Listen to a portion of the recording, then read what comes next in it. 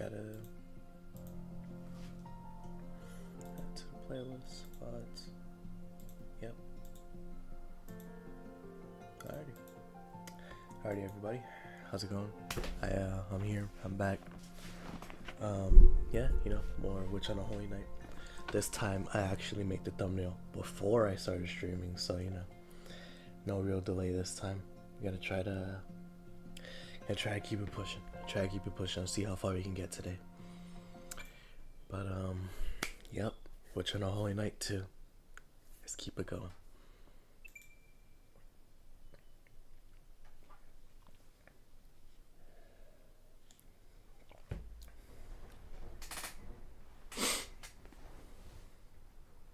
The golden wolf's ears stood pointed, twitching in response to the sounds around it.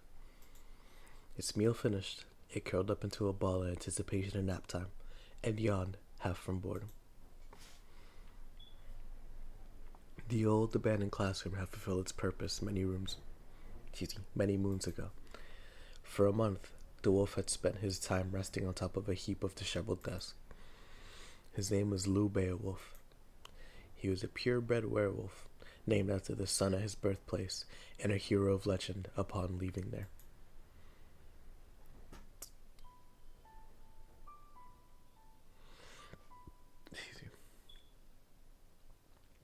It goes without saying he was off in his country.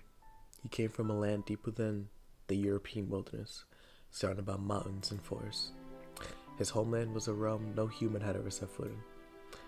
In our isolated world forgotten by time, a diminishing race of werewolves lived in peace. Let me see. I gotta make sure that excuse me. Gotta make sure that the audio's all set. George Pickens. Oh shoot, George Pickens. That's all well and good. Don't forget to like your stream. That's so funny. I forgot that George Pickens was traded. I like that. I don't remember.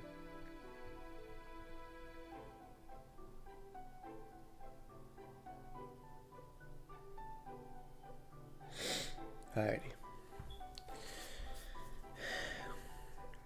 Did I read this? Oh, well, whatever. In our isolated world forgotten by time, a diminishing race of werewolves lived in peace. This is where I'm not used to people calling Bayo. This is where Bayo first appeared. In a cave on the outskirts of their village, the werewolves found a child buried in the same golden coat as their ancestors. The child was sleeping soundly, as if in his natural habitat.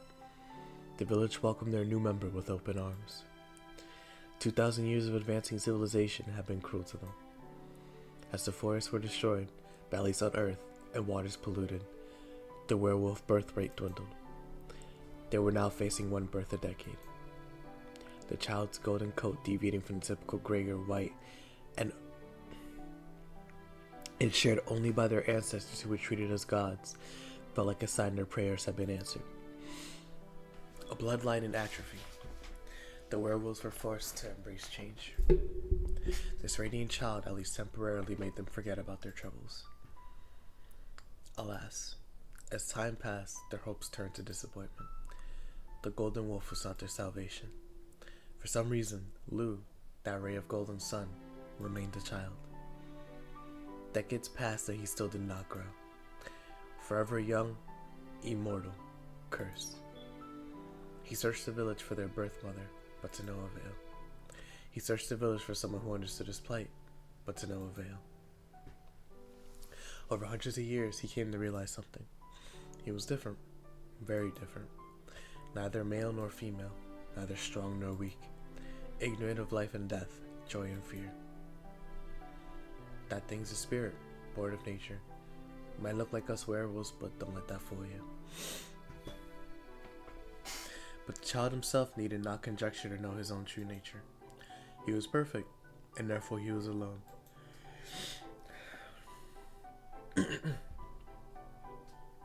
To the golden wolf, the world was too small. That was why. Indeed, that was the very reason. He wanted to know what life was. He wanted to know loss. If he was all-powerful, he wanted to know the mystery behind his all-powerfulness. Because as it was, his existence was meaningless. The golden wolf was at a loss, as were the werewolves around him. They revered him, but at the same time wanted nothing to do with him. Lou moved back to the cave where he was discovered and resigned himself to a life of seclusion. 太陽のルー？ルーガルじゃなくて？そりゃ面白い。偶然にしちゃできすぎだ。And then one day, a quirky mage visited the village.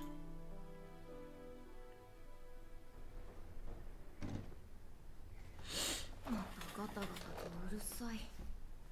トウコさんもあれだよね。派手好きなくせに豆だよね。From his place on top of the rubble, Bayo peered into the hallway. He thought his fussy master was busy dealing with Misaki City's ley lines, but she was engrossed in making traps. 1 month passed since they made the dilapidated building their makeshift workshop. Creating a new trap for invaders,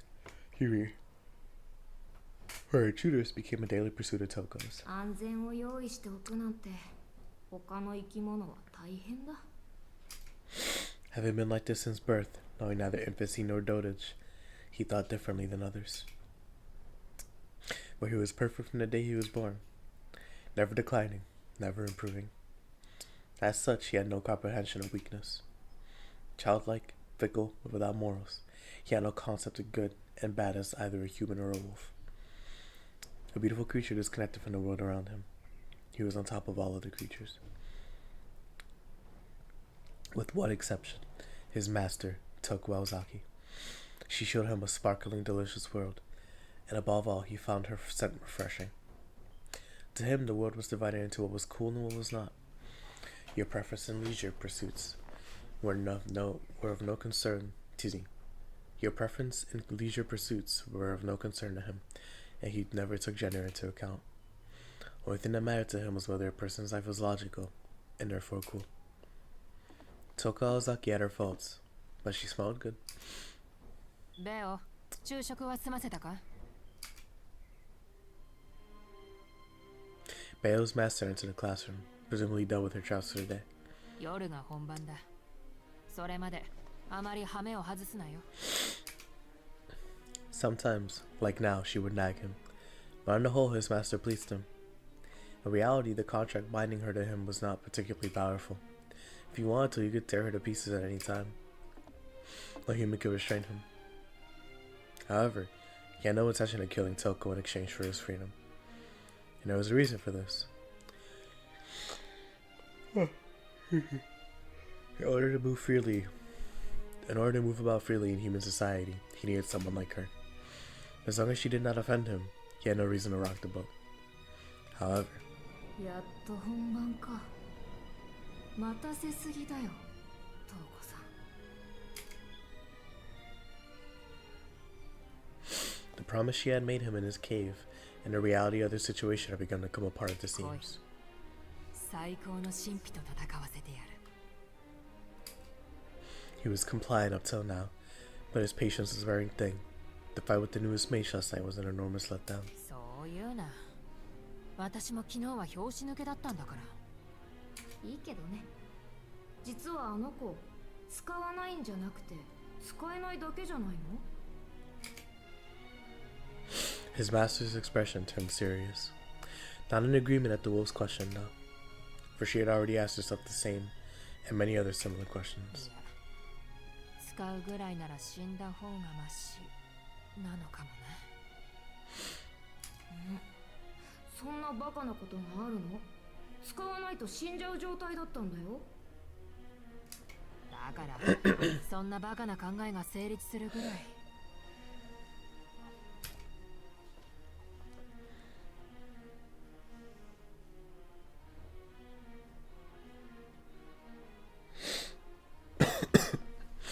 That it must be terrifying too terrifying to use, Toko finished in her head. She stopped short of voicing it and chuckled at her emotional outburst. どれほどのものか想像がつかないのは確かだ。だがまあ、根本は変わらないさ。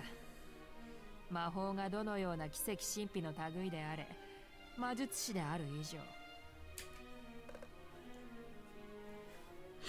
With those words, Bayo's master walked out of the room, emphasizing that his role in all of this was to face Aoko only at the very moment. 魔法ね。 The bored look in his eyes shifted. He recalled the taste of that girl, his tongue sliding over his chainsaw-like fangs. Make no mistake, he would finish his meal. He was the oldest werewolf, the golden god of the forest. For as long as he could remember, no, from the moment he appeared, he had been the most powerful creature of all. All man-made mystics were trash before him. Magecraft was laughable, and even mystics, artificial miracles, were futile. Their very existence was an insult to him. もちろんそういう契約だし、ちゃんと平らげはするけれど。 That was the extent of their pact. Once he had dealt with this so-called true magic, he was free. His eyes burned with the wolf inside of him, his fanged maw twisting in a sadistic, beastly grin.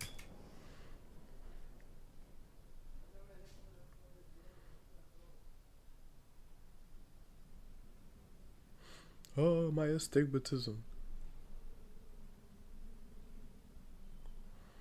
It was just excuse me. It was just past 7 p.m. Misaki High School's old building stood silently.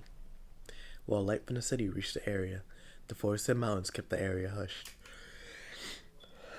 Nothing unusual.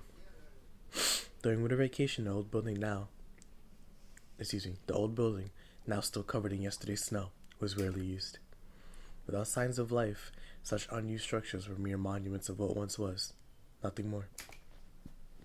The old school building would remain that way until the start of the new semester.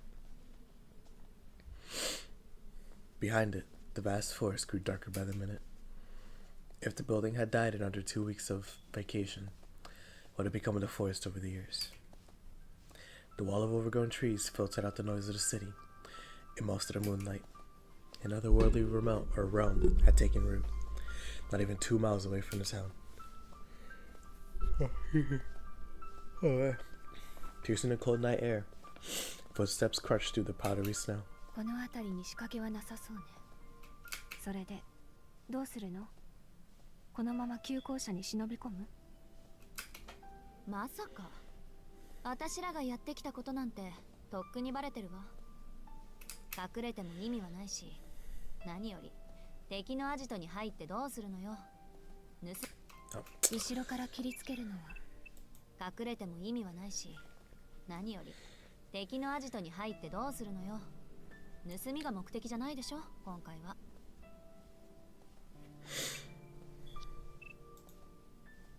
後ろから切りつけるのは強盗というのじゃなくて？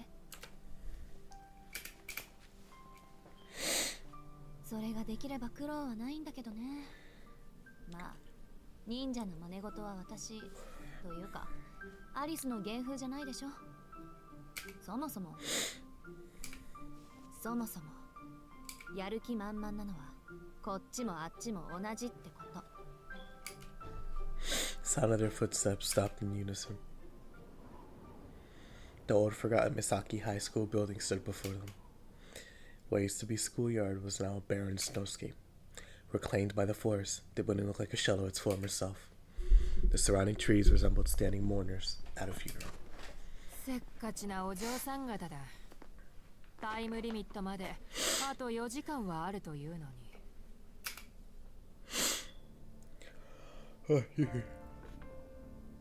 Alone in the middle of white altar was the lone, scarred red mage. As she came out from the forest, Alka lowered herself slightly, scowling at her distant target. Next to her, Alice stood motionless. The bare branches of the trees cast long, thorny shadows. Alka was reminded of Sleeping Beauty, except this mage wasn't nearly as pleasant as the princess in that. Not to mention she wasn't sleeping, and there was no prince. So what's the point? What are you talking about? Yo, talking about sleeping Beauty, but she's not a princess, and there's no prince, and she wasn't sleeping. What the heck? Yo. Regardless, this princess came out of her schoolhouse castle to greet her challengers.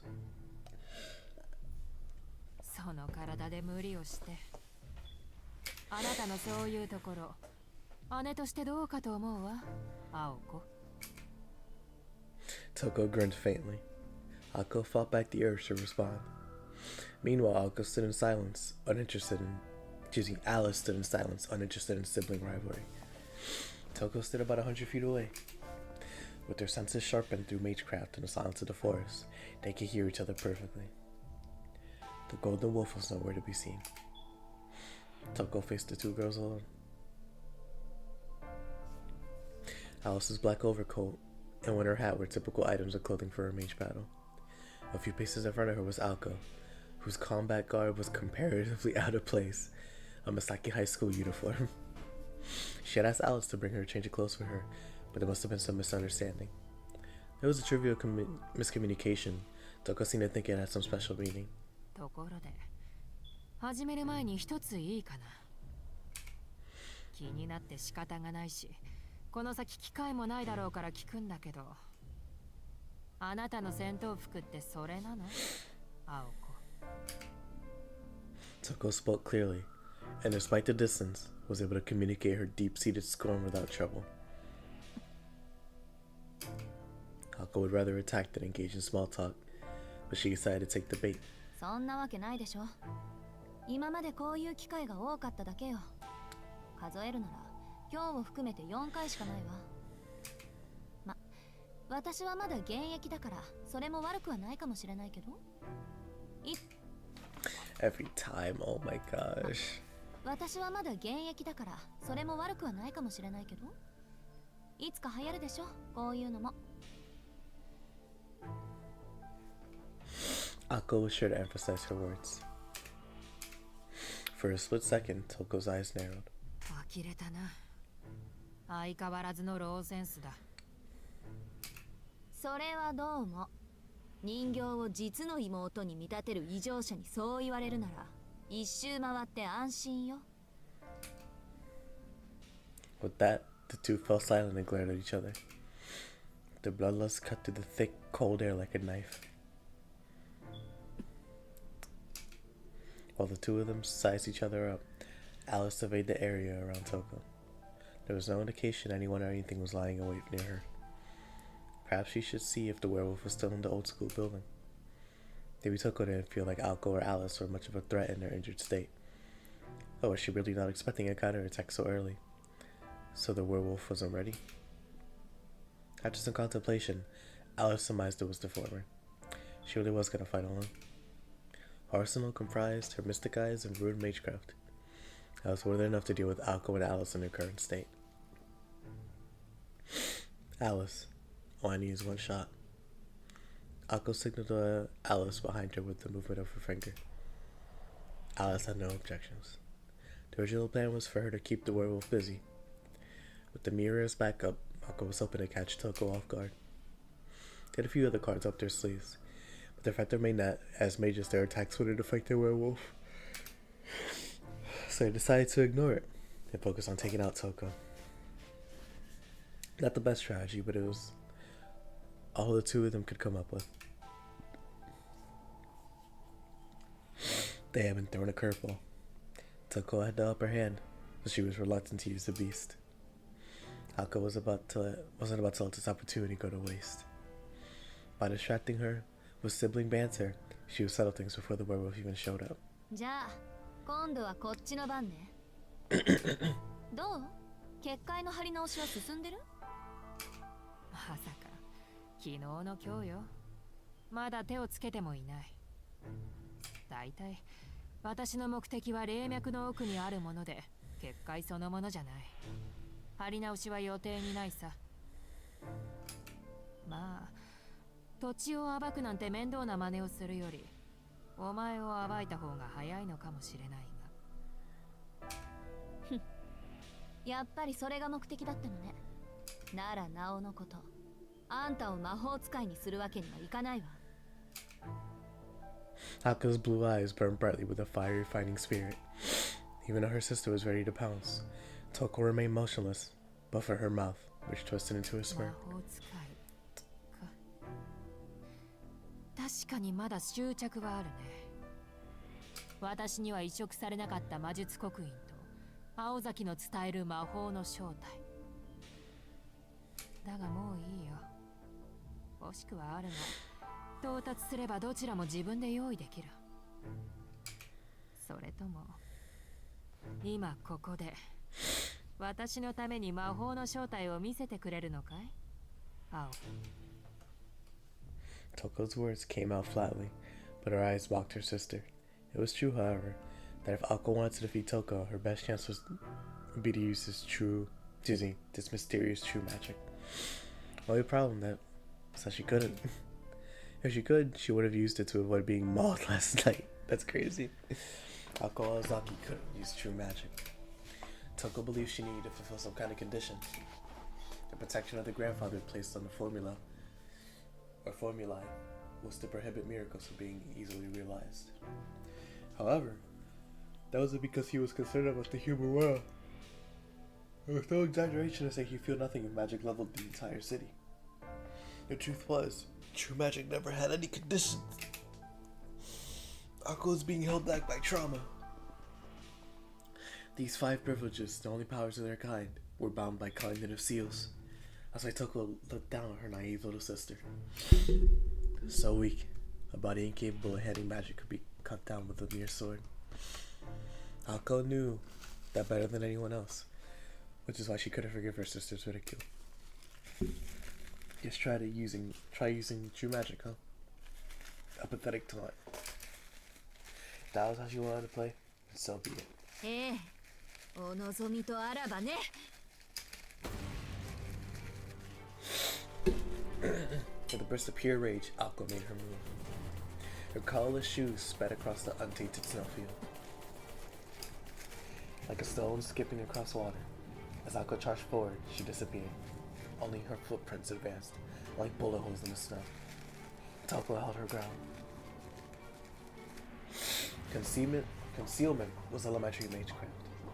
More than likely, the power came from Alice's trinkets. It was a simple yet effective countermeasure to Mystic Eyes. Toko's Mystic Eyes used the lock property to bind an opponent. It did not have the Logos property to discern truth through an illusion. That's cool. Once the magecraft's workings were revealed, its weakness was exposed. 足癖が悪いのも変わらず。 In a mere 4 seconds, her opponent had closed 10 yards and was still speeding up. It appeared that she had given up on a mage battle and was going to move in for melee. The other girl, Alice Kuonji, didn't take a single step. 被弾覚悟の特攻。アリスから5符でももらっているのでしょうけど、反省なさい、青。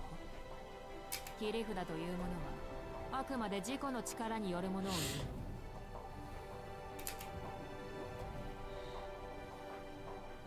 Sneering, Toko raised her left arm, holding it out in front of her threateningly. 10 more yards. Unfortunately, her footprints gave away her position. そう。 Toko began engraving a rune into the air. But before she could finish, Ako's footprint stopped. She was still too far away for close combat, but a strange place to end her attack. No way, could she really stop so suddenly at that speed? とんだく。 Toko made a snap decision. She quickly raised her outstretched arm toward the sky as if saluting the moon. ソイル。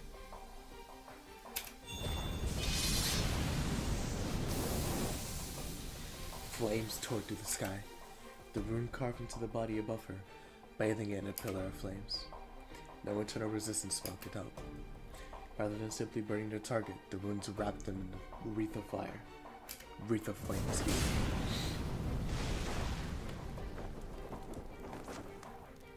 The assailant screamed, falling onto the snow-covered ground. In agony, she extended her burning hand out from the hellish fire, as if begging for mercy. It was the stuff of nightmares. The snow melted as the fire burned the attacker alive. The movement was far too theatrical to be Ako. Toko had already turned her gaze to Alice. She hadn't been watching the burning corpse at all. Toko knew it wasn't Ako from the moment the body fell to the ground. 今は何匹いる？ Irritated, Toko glared at Alice. While Alco had vanished into thin air, she hadn't moved at all. Blue energy traced a circle around where she stood. It was forced to forth, a 4-bar Grand Magecraft mobilizing her magic crest. Toko only had single action runes. No, she hadn't mastered anything above 2 bars to begin with. This torrent of energy was too much to handle.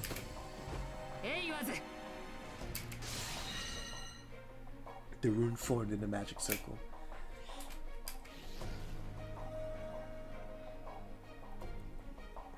How do you pronounce that? Wait, hold on.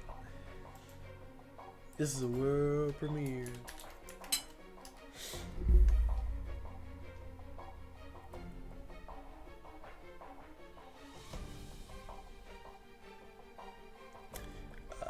Let's see, pronunciation.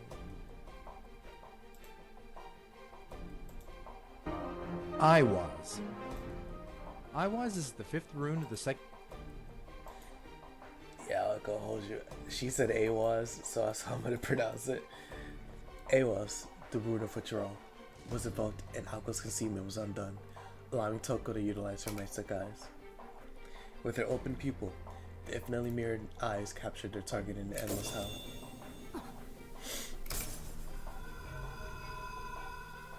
But the mage's sight was literally split in two. The space in front of Alco distorted, obscuring her form like an icy mist. If Toko's eye was an opposing mirror, then this is like sticking a one-way mirror at the triangulation point. Triangulation. With her vision split in two, she couldn't lock onto Alco. 御水の鏡の効果よ、トウコさん。青子は鏡の Y 字路の奥にいる。一本道から見ているあなたに中心は見渡せない。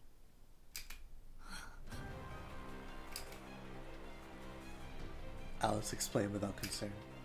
Due to the herb Toko made Alice swallow, she was still unable to use her own magecraft. However, she could use ploys already in motion without using magical energy, such as the Manch's mirror and an aimless little blue bird. Finally, the magic bullet was loaded. ルート、ディレクトカーラント。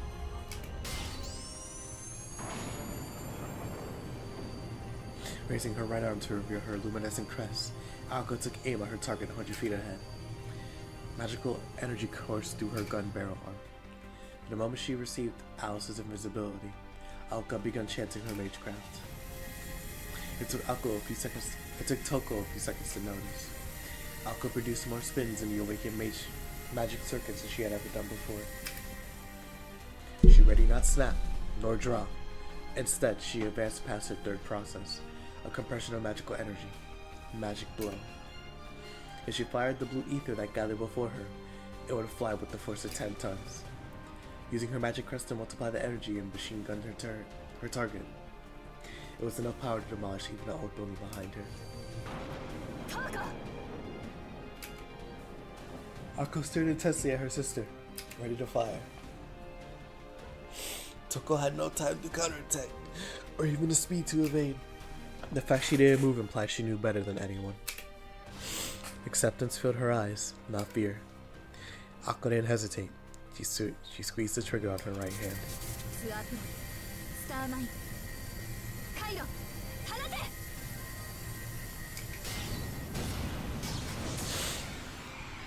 The last word came out like a scream.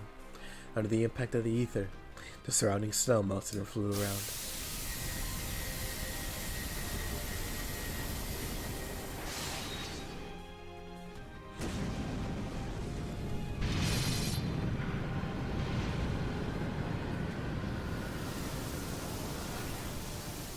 Toko was engulfed in dirt.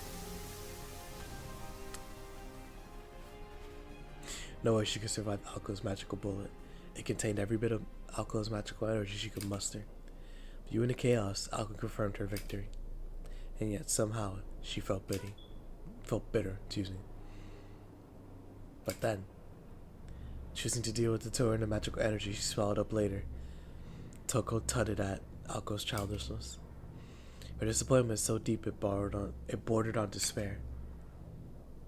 学ぶにしては遅すぎたが、まあ聞いておけ青子。切り札というものは先に出した方の負けなんだよ。 Her voice cold and aloof, she was completely unscathed. The magic stood in the snow of the field. The magic... I can't read. The mage stood in the snowfield, not a single speck of dirt on her overcoat. Just before the bullet reached Toko, she deflected with the magical energy of the same level. Ako could only stare at the scene before her. The negation of her magecraft hadn't shocked her, though. Leaf-like objects floated behind her sister. Ako stared like she was living a nightmare. Countless magic crests poured out from Toko's back. It all happened in an instant. The magic bullet approaching like a tsunami, Toko lightly snapped her fingers, causing a stream of letters to rush out from behind her. Text became art, golden flowers bloomed. There must have been hundreds. I was just a magecraft from even beyond Western Europe, the kind normally carved into the flesh of a mage. The kind Toko Aozaki shouldn't possess. The kind only followers of the school should know. Blossoming mage crests, brighter than the moon.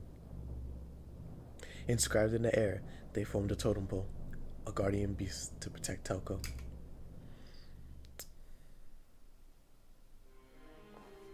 Oh, まあこういうわけだ。ベオだけに頼ってはいないことがよくわかったろ。Toko's expression was steely. Victory was in her grasp, and there's no room to rest on her laurels. 姿を隠したのは鏡の応用か。探知や隔離だけでなく、援護まで行えるとはね。三大のプロイには含まれないものの、汎用性の面で言えば、あれも破格のプロイだ持ち上げるじゃない。何？騙された負け惜しみ？な。いや、ただの自画自賛だよ。何しろ今のバージョンは私とマインスターの合作だ。趣味に興じすぎてあれこれと機能を足してしまったと今更ながら悔いているところさ。その後、青子に見せかけて私に向かってきたのは例のコマドリ。それに気を取られている間の大規模な魔術の発動。私の魔眼はアリスが防ぎ、青子は攻撃だけに専念する。組み立ては悪くはない。よくやったと言っておくよ。Toko recounted her strategy, sharing her impressions as she went. Ako could not take her eyes off of Toko's blooming magic crest. Only Alice was paying close attention to Toko's words. しかし、それもここまでだ。惜しいな、青子。わずか2年であれだけの魔術を使えるのなら、あと数年もすれば一流の車種になっていただろうね。Toko snapped her fingers again. The floating crest began to flow more brightly. アリス、あれは何？ Alko whispered to Alice standing next to her as she held her hand. Oh, that's cute. She could not risk turning around. The second she took her eye off of Toko, the fight would be over. 見ての通り、魔術刻印よ。信じられないけど。 Alice's voice was filled with shock and discomfort. Alko shared Alice's sentiment. Magic crests were passed down through a family line and took unique forms. At heart, they were merely personalized inscriptions, and technically no different from grimoires. However, the reality was far from different. Magecraft had no set form. Without a set shape, the ability to recreate mystics was itself flawed. To craft it into a form required an immeasurable investment of time and devotion. Magic crests were the crystallization of a family's desires and ambitions, and proof of a successor's lineage. Crests had no effects on their own. Is that King K. Rool? That's hilarious.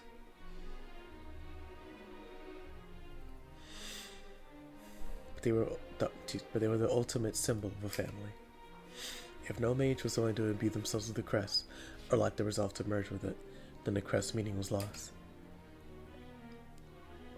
That was the key difference between a crest and a mere spellbook. Crests could not be shared, and imitating them was pointless. It only stood to reason then that even if the crest manifesting behind Toko belonged to someone else, only the original owner could benefit from them. でも確かに私の呪いはあの刻印からの魔術で弾かれた。 Searching for answers, Akko squinted her eyes as she glared at Toko. She knew that copying a crest had no purpose. Only the original inheritor could invoke one. There was only one possible conclusion. そう。肌に刻まず中空に浮かべてるのはそういうこと。 Akko spat out a curse at her sister. Toko nodded, pleased at her enemy's quick wit. ああ、この体には合わないのでな。私の背後の空間に固定している。本当はね、お前たちのように肉に刻んだ方がいいんだ。魔術の起動が一動作で済むんだから。だが実際に使用するのならこうするしかない。起動までの手順は一つ増えるが、マイナスばかりでもない。所詮は人事なんでね。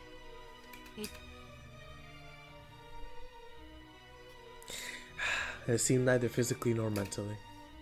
Akko knew her sister was inhuman, but she never thought she would go this far. 合うわけないじゃない。他人の魔術刻印を剥がしてるんだから、血筋の称号からして馴染むはずがないわ。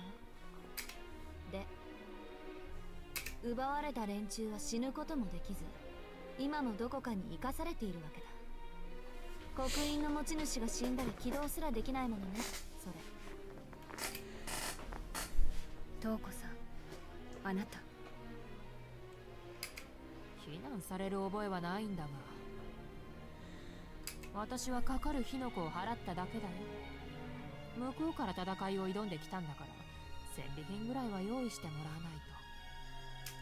まあ、中にはつまらない単語を口にしたバカ者もいるが、それはそれだ。むしろ優しいと思うけどね。私を殺しに来た連中をわざわざ生かしてあげてるんだから。その魔術師たちがちゃんと人間の形をしてることを祈るわ。肉親として。お前ね、私を何だと思ってるんだ。脳だけ保存とか、面倒だから100人ひとまとめにした肉塊とか、そんな手抜きなんぞするものか。きちんとカフェを用意して、食事も娯楽も睡眠も自由に提供してるんだぞ。中には一生ここで暮らしたいなんて騒ぎ立てるバカもいるぐらいだ。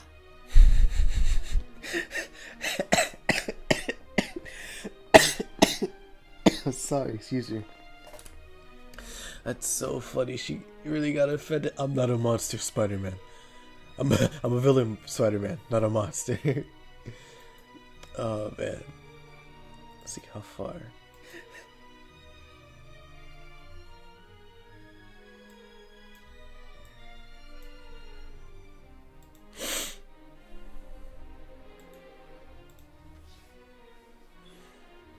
Toko's words were hardly believable, but it was clear her crests were copies.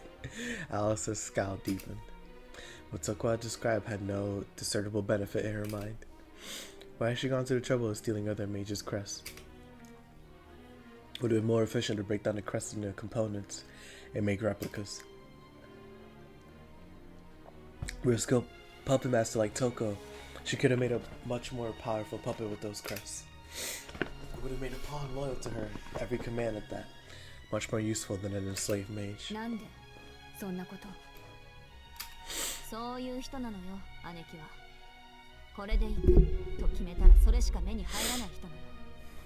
家庭より結果の人なの。ある日の話よ。テレビでピザの CM をやっててさ、私たちは唐突にあのデブ食を食べたくなった。でも悲しいかな。一般家庭であるうちにあったのはサラミだけ。うちの実家、山奥にあるの知ってるでしょ。町まで行くのに1時間はかかる。中学1年だった私は我慢できなくて町まで行ったけど、ピザ屋なんか一軒もなくてとぼとぼ帰ったの。It was the tragedy of living in the countryside. Masaki, which had only recently gotten a conveyor belt sushi restaurant, will not see a pizzeria for another 2 years. なのに Oh, okay, I 骨 guess 折 that's り it. 損で家に帰ったら姉貴のやつおかえりとか手を振ってピザ食べてやがったのよ。おせんべいを下地にしてみたわとか言って、外見たら鳥3羽と牛1頭丸々消えてて、ああこの女には10日交換とか手間とかお金の問題とかそういうの一切頭にないんだって思い知らされた。 Alice agreed that that was pretty crazy. そんな無茶なやつだからガンド打ちで目に見える傷跡を出そうなんて平気で考えるのよね。Oh, okay, over a pizza is kind of crazy, but I know it's more than just that. あんなのゲマトリア一節分の栄唱で同じ効果を出せるのにあくまで呪術にこだわるから空も飛べない人形になるのよ、バカ兄貴。 The thought of the puppet doppelganger made her blood boil. It was clear to Alko that Toko had done it on purpose to annoy her. Toko furrowed her eyebrows at Alko's verbal assault. She had been stoic up until now, but speaking rudely about her prized puppet was crossing the line. その人形に追い詰められたのはお前だったね。それとゲマトリアはカバラの秘術だ。私はルーン専門だからお前のように広く浅く知識を広める気はないよ。まあもっともこの刻印の所有者の一人からケルトの結界を教わりはしたがね。 Toko looked at the crest over her left shoulder. Its shine was ever radiant, proving that its magecraft was active. これは城で祖父を封じ込めるのに使っていてね。犯人汎用のドルイド層を閉じ込めたとまではいかないが、そうだな。私では郵便ポストぐらいの大きさが限界か。ほら、昔お前が壊した赤いポスト、ちょうどあれぐらいの可愛い鳥小屋だよ。人間一人分をしまうには窮屈だろうが、祖父は肉体というより霊体に近い。見ようによってはそっちの方がふさわしいかもしれないね。 Toko stifled a sinister laugh, her explanation chilling.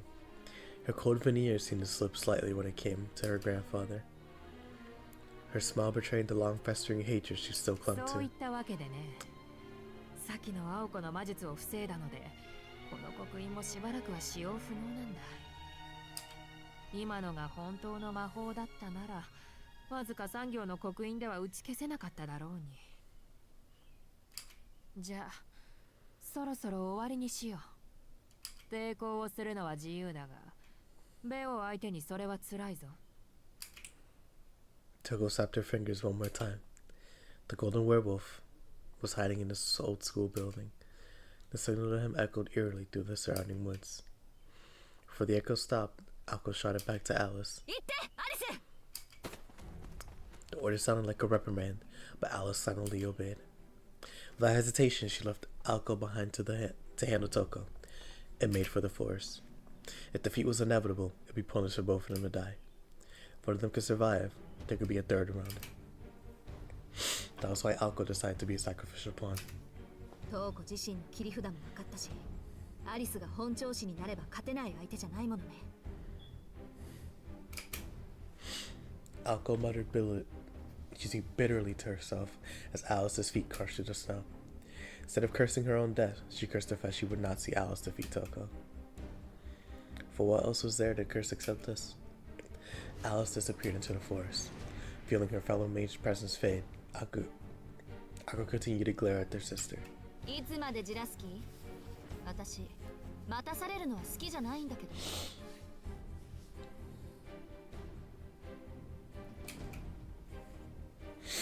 Speaking of waiting, the werewolf Toko had called was nowhere to be seen. It should not have taken him more than a few seconds to come flying out of the old school building. そうせくな。今赤ずきんを追っているところだ。黒帽子の彼女をそう例えるのはやや無理があるがね。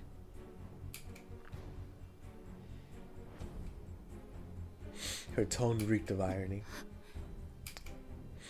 The words traveled aimlessly across the schoolyard like a rambling announcement. Alko stood frozen and dumbfounded. Everything Toko was saying seemed so far away from reality. Alko was done with being fooled, so she turned around.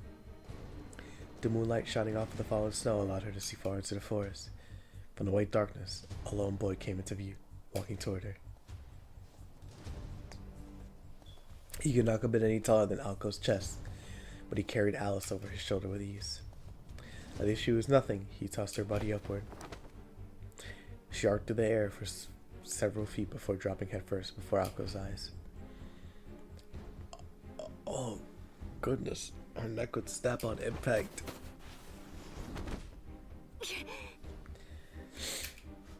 Even though she was wiser not to, Alco reached out and caught her. Alice's light body weighed as heavy as she fell into Alco's arms. Her weight heavy. The stitches on her wounds tore, dyeing Alco's arms crimson. Alco gritted her teeth, fighting the pain that shot through her body and the sensation of the warm blood.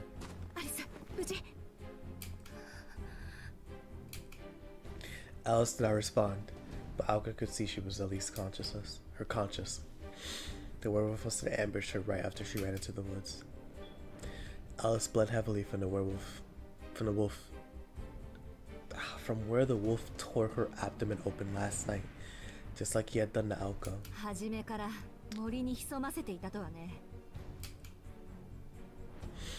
Cursing her own carelessness, she gently lay Alice's body down. She set her sights on the blonde-haired boy, her new target. Poor Alice keeps getting murked.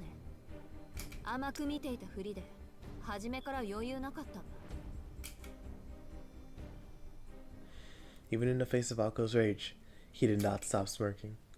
He stared back at the girls, eyes gleaming, twinkling with excitement at the brutality to come. The blonde hair and green eyes she saw last night, and his effeminate features now, seemed ethereal, like he had changed into a being from another planet.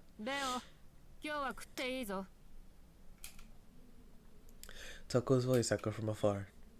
The boy's grin broadened. Nobody could have expected what came next. Alco rushed headfirst at the boy. Faster than the robin decoy, she sped, blood dripping from both arms. Toko watched wide-eyed at the spectacle. Alice could only watch on with vacant eyes as she lays hopelessly on the ground. The boy was caught off guard by the prey becoming predator. Alco crossed his 20-foot gap in a second before planting a foot in the snow. It arrested her movement and pivoted her body like a top. Even if he instantly understood what was coming, the old boy wouldn't be able to dodge in time. Using the momentum from her sprint, she pushed her leg into the ground and sprang up. With deadly timing, her roundhouse kick swung in a wide arc toward the boy's neck, sending an explosion of force to his brainstem. It was an It was an exert display of martial arts, strengthened by magical energy.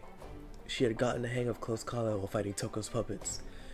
The violent kick was powerful enough to shatter. Good lord. The boy did not move. Alco's right shin connected firmly and stopped. A shockwave rippled through his neck. It was the same feedback Alco had felt when she destroyed the puppet. Even if he wasn't defeated, he should have severely damaged his spine. As she looked at him to confirm the kill, the boy simply stared back at her, not even bothering to twitch an eyebrow.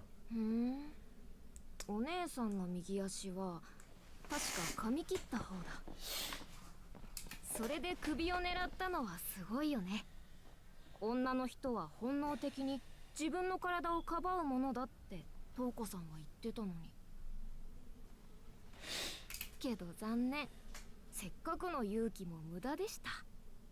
僕の体毛の質はこの姿でも変わらない。Oh my gosh, bro. けど残念。せっかくの勇気も無駄でした。僕の体毛の質はこの姿でも変わらない。産毛だけでもお姉さんの蹴りを受け止めることはできる。There you go.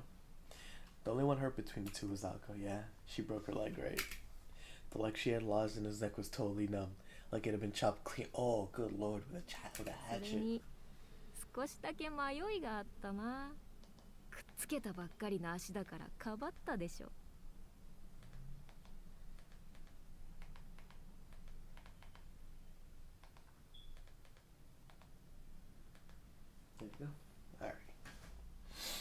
人間が僕の相手をするならそんなこと気にしちゃいけないのに。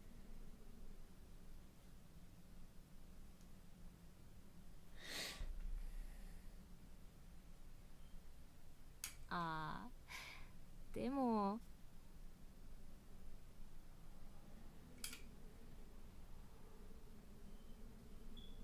The boy smiled, basking in Alco's shock and awe. Give me 1 second. There you go. Alright. She could not free her leg. No doubt as soon as she regained her footing, he would tear her stomach open. どっちにしろミンチだから気にしても仕方がないよね。ほら、もったいない。せっかく治ったばかりなのに。Alco was not sure, but it felt like he had sunk his finger into the flesh of her right leg. He was right about her leg. She barely had any feeling in it. It had been completely paralyzed after the last attack, and was now back in the same horrid state. Except this time, instead of being torn to pieces, it had been Ew. Her leg might have been numb, but just the look of it was enough to horrify her. The way it was crumpled, all that blood.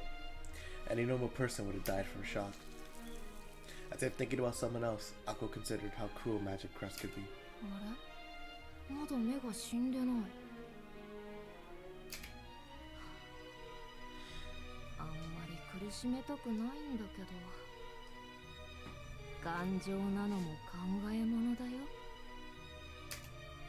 The boy thrust his hand at Alco's chest. Her consciousness flickered from the sudden pain of a stake. No, the child's fist piercing her torso. The scenery flew by. She soared through the air like a rag doll tossed away by a poor child.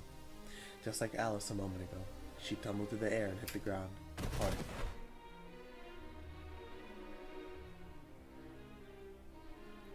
Her right leg was crushed. Her chest caved. Oh, goodness. It was as if her heart had been scooped out of her chest. Each gasp of breath left her wanting more. Was this what it was like to see stars? The terrifying part was the pain. It never let up. Desperately trying to suck in oxygen, she could still feel his chest. Leisurely, the boy strode across the snow toward Alco's broken body, his red tongue gliding over his lips. He stared at his prey, who was desperately trying to breathe. His eyes filled with glee. Alco bit down the temptation to drift away. Even though she could find no reason to fight on, the snow had broken her fall slightly, but her death was all but certain. The fist-sized crater in her chest and her mangled leg made sure that even though she knew she was a broken mess, her magic crest frantically worked to resuscitate her heart. But why?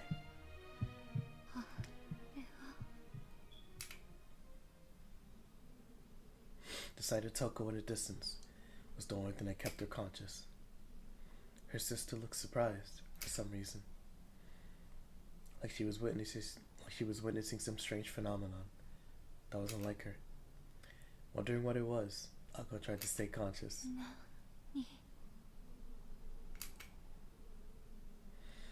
Feebly trying to raise her head, she looked to where Toko was staring. Why did she look like that when she was so close to victory? I know. I know why.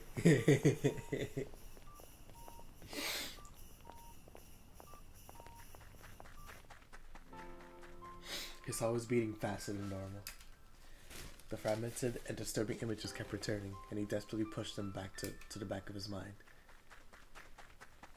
They were the thoughts that shook his resolve. He did his best to file them away into an unseen corner of his consciousness.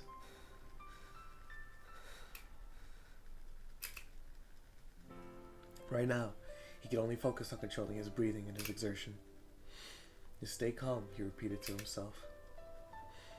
He had not stopped for a second since leaving the church, even without giving a thought to what he could do next. So many traffic lights, so many people.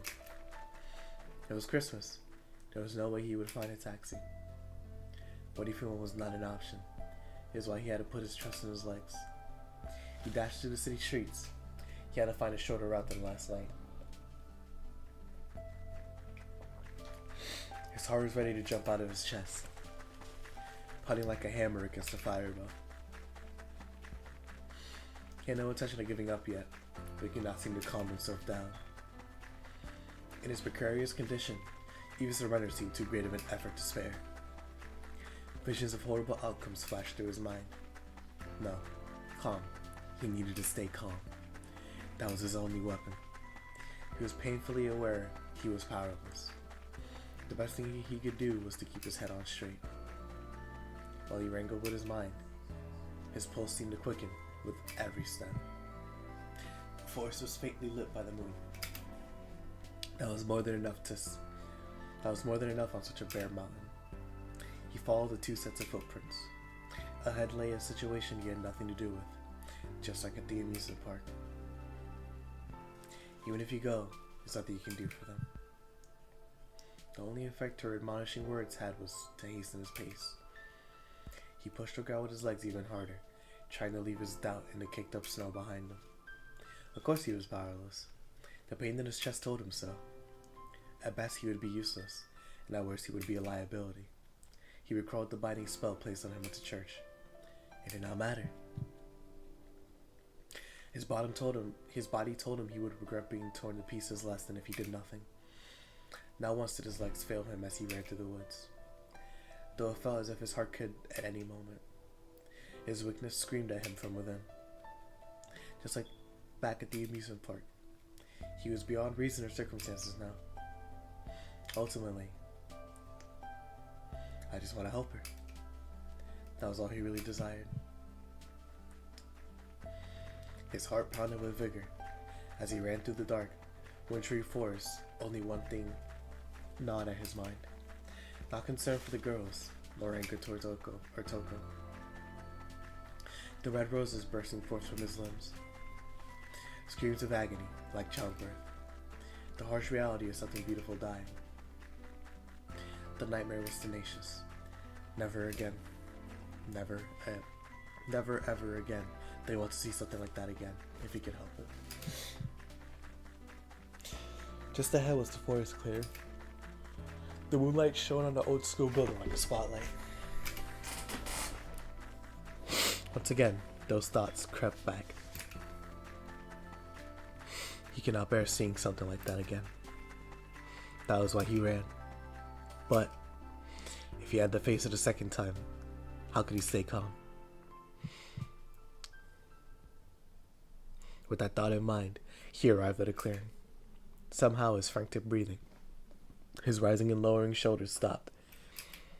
No exhaustion, no inertia, just blankness, like his body was frozen in time. This was the second time he felt this. But the nausea and dizziness from the first time, the pathetic whining of the last few weeks, the doubts clouding his mind, they were all gone.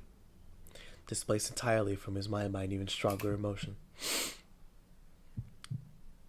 His heart pounded with the force of a sledgehammer. It was a primal sound, loud enough to bring him to his senses.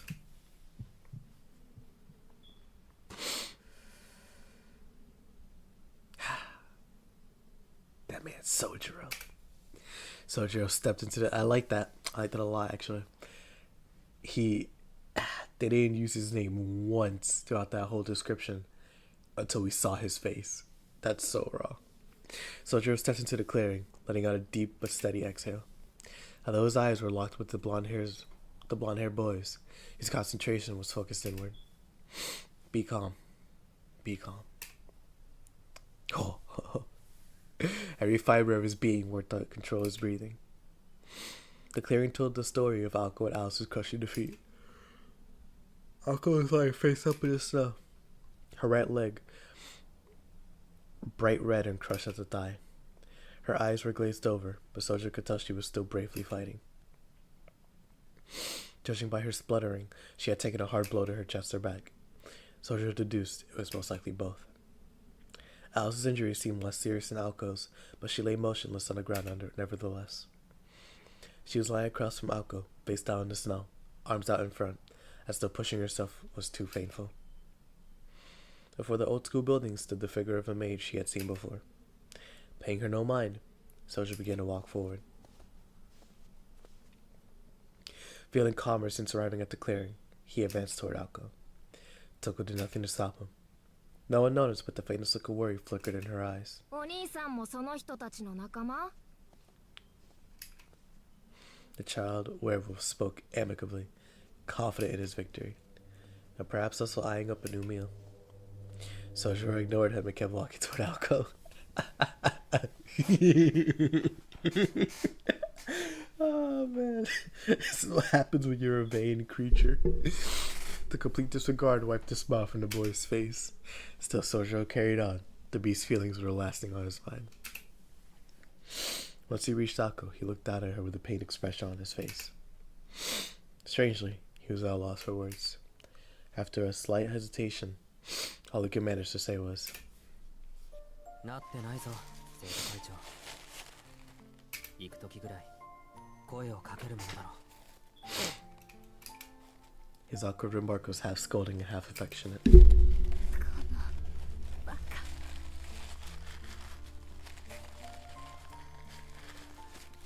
Yeah, this dude's Souyjuro.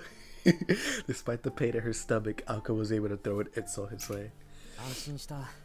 余裕あるじゃないか、青崎。 His voice brightened as if buying her bravado.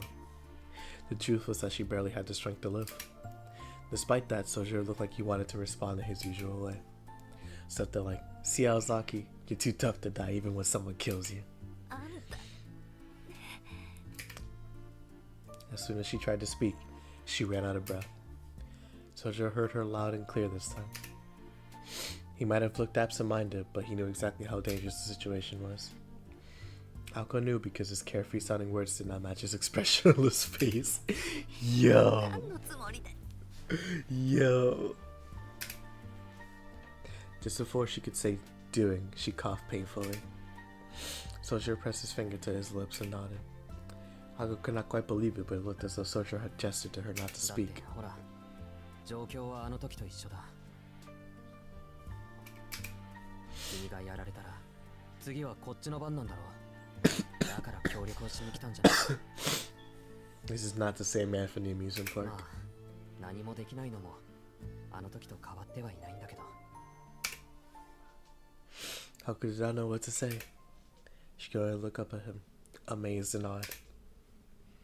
The werewolf stared at them, visibly frustrated.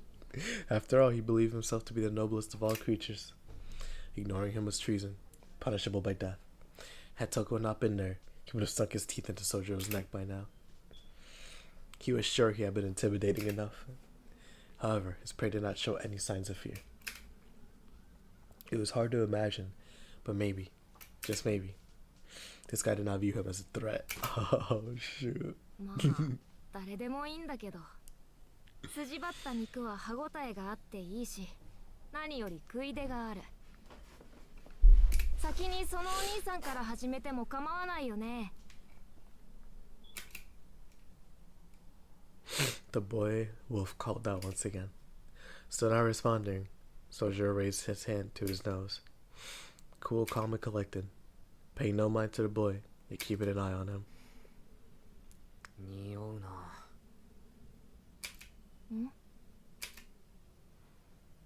Everyone present was confused. No one seemed to be able to smell anything but him. へえ。何が匂うっていうのかな、お兄さん。Beo's voice retained his usual arrogance, but was tinged with impatience. The boy was unable to hide his irritation at being ignored. Finally, Souyjuro turned to face the boy just a short distance from him. 品のない肉の匂いがする。これだから犬は嫌いなんだ。Yo. Why is he so aura pilled right now? Why is he hype moments in aura? Souyjuro. Please. Please. Oh my gosh, I can't. His voice was filled with disgusting contempt. Souyjuro was mainly speaking to himself.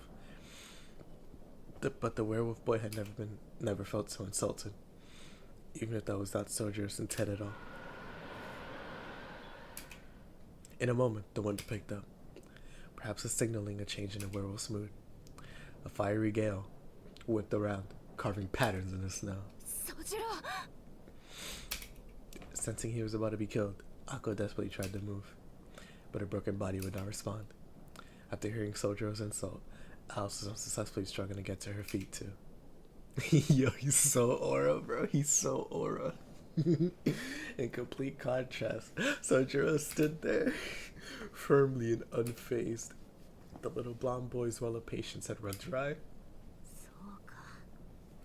要するに僕が子供だからって舐めてるんだね。お兄さんは。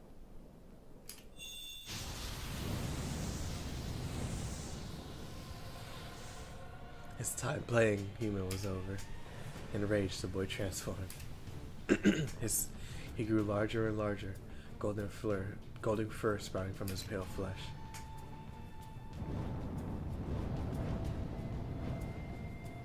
His mouth grew razor-sharp fangs. His hands grew claws.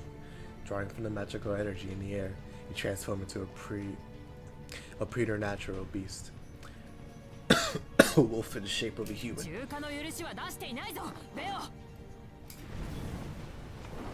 Toko yelled at him, but the werewolf did not respond. He only huffed deep breaths of hot air.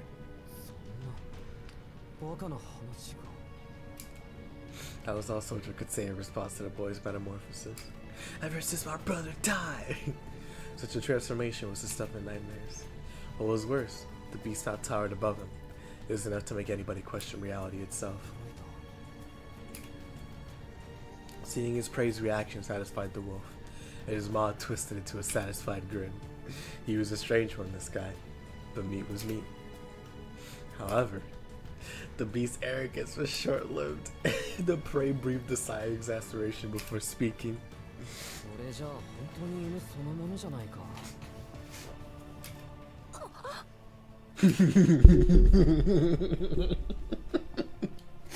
Yo, oh man. This dude's Soujuro, bro. He's so aura-pilled. You can hear a pin drop even in the snow. I can't believe that they gassed, dog. Akko, Alice, and Toko were all dumbfounded. Were they really seeing a human not just stare a werewolf down, but insult it to its face? They simply could not believe it. Oh man. It was too late. Any trace of the wolf's pride or dignity faded away. The onlookers finally realized that the wolf was serious. But Toko's command fell on deaf ears. The wolf prepared to lunge, his emerald eyes fixed on Soujuro not 30 feet in front of him.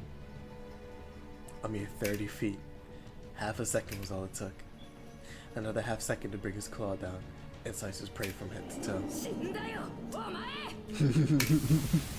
You guys are not ready. A roar of joyous, unbridled fury echoed far and wide. It was the only warning that the werewolf gave as he exploded towards Soujuro. 1 second. A golden blur swept forth in a furious gust, too fast for eyes to follow. In the face of unworldly speed, there was only one thing to do. Soujuro stepped forward, a silent shadow opposite the beastly silhouette of the incoming werewolf. He needed exactly 3 paces. He bet his entire life at around 3 feet of distance. In the blink of an eye, death would be upon him. Yet he did not show the slightest indication he intended to avoid the lunging behemoth. The wolf's forelegs slammed into the ground with earth-shaking fury. His back muscles tensed up so much that they seemed barely contained in his frame as he swept the raised paw downward. Soujuro's small step neatly evaded the claws, but he had a different motive. He was merely positioning himself for the next move. His intention was never to avoid any. I'm sorry. The way that the PNGs be moving sometimes are so funny. Like, this is serious. This is super serious. And it wasn't like it was bad. It's just, I know this is a PNG, so the fact that it's not moving, but it's moving as in, like, it's transforming is so funny. From the beginning, his mind was focused on but one thing. One point to aim for. One mind. One breath. He picked the perfect opening in the wolf's torso, the precise microsecond between the contraction and the relaxation. The one point alone was the crack in the dam of life.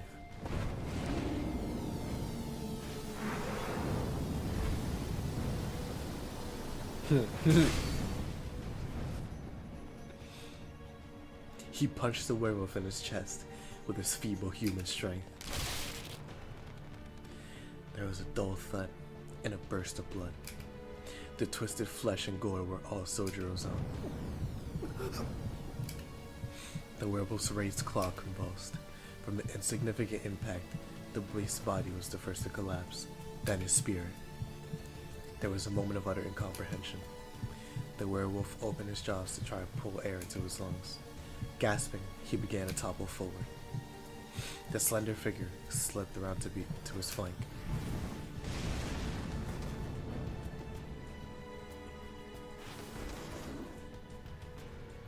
The next blow pierced him like a spear. Ignoring his mangled left arm, the silhouette whirled around and drove his right elbow into the collapsing werewolf's back. There was another muffled impact. The second strike penetrated to the exact same spot the first strike had, crushing the beast's heart. This time, the blood that flew into the air belonged to the gasping wolf.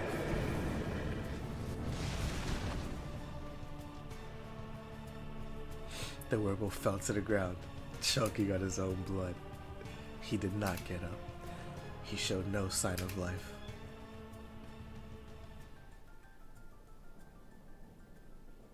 It was over.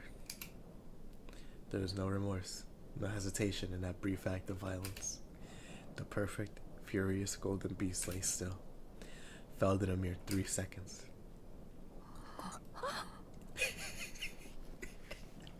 I've been waiting for this scene for the entire game. I've been waiting for so long to see that scene, and it did not disappoint.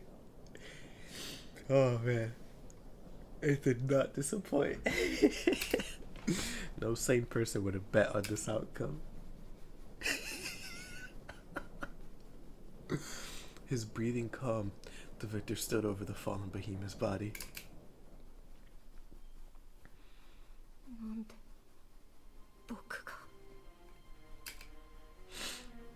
Even as the beast lay crumpled in the snow, he could not grasp what had happened.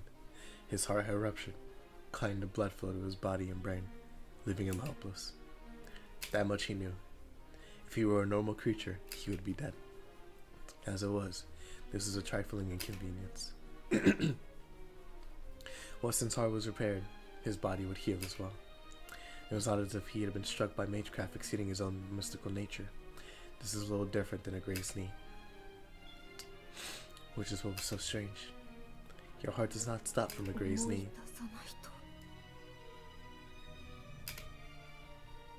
The werewolf frankly searched his memory. He managed to remember right until the point he raised his claws. But what had come after that? Given the right transformation, he knew he could withstand even a cannon blast. So how had a puny human dropped him? Wait. Before that, he had to figure out exactly what his opponent did to him. The moment he got in close, yes, he had felt a small impact. The attack was so accurate that it had probably only affected his heart. Ridiculous. Even if that was possible, there was no way that alone could stop a werewolf's heart. In the end, no matter how much he thought about it, nothing added up. The answer was out of reach for a werewolf with no knowledge of being backed into a corner, let alone the limits of human skill. Only one thing was certain. He had lost. He tried to piece together the secrets of events. The explosion in his chest, the flash of light. After that, he was falling over. He took another blow to his back. That was the one that disrupted his heart.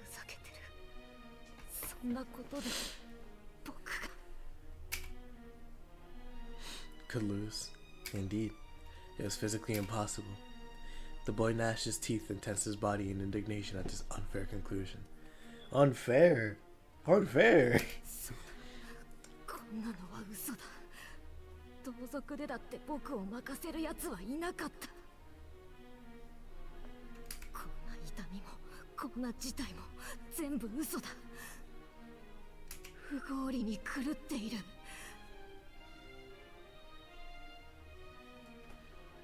There you go. How far am I now? Alright.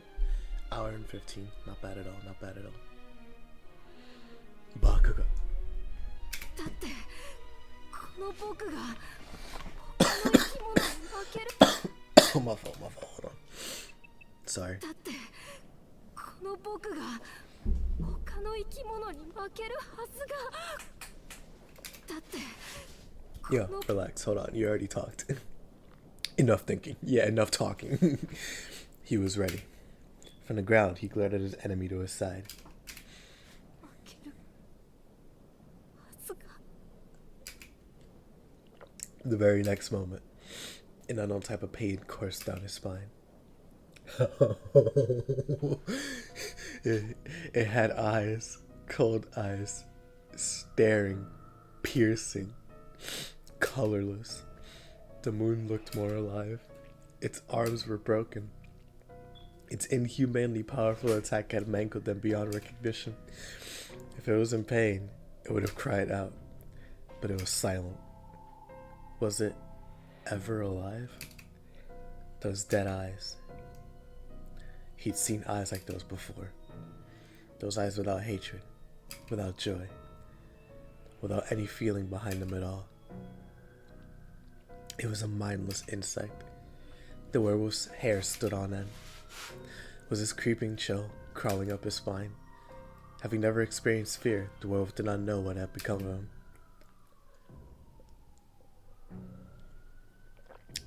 Despite countless clashes against other mystics, it had been a human that broke him. He knew beasts even larger than himself. He knew legendary creatures like himself. He did not know this. He never met, much less imagined, a human-sized bug.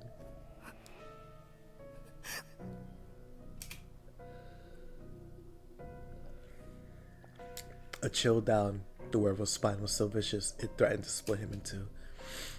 If he moved even an inch, it would have crushed his skull underfoot. In spite of the fear, or a despair gripping him, the boy paradoxically sensed that his opponent would not move at all. This human would exhibit no further violence. It was a creature, no, a stone that held no animal instincts. It masqueraded as a human.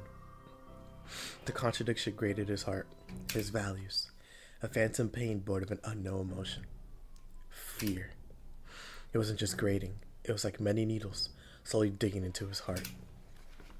This had been his first taste of doubt of reality. Such contradictions existed in the world, after all.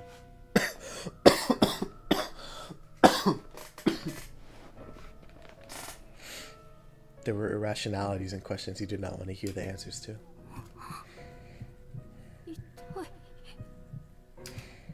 The suppressed pain suddenly flowed through his body like a raging river. This is also a first. Until now, he had always been able to control pain. He had never known what it was like to tremble, and an elemental might have even felt sorry for him, if it were here to watch. How sad, bored to compete, yet lost to the lunacy of a human world.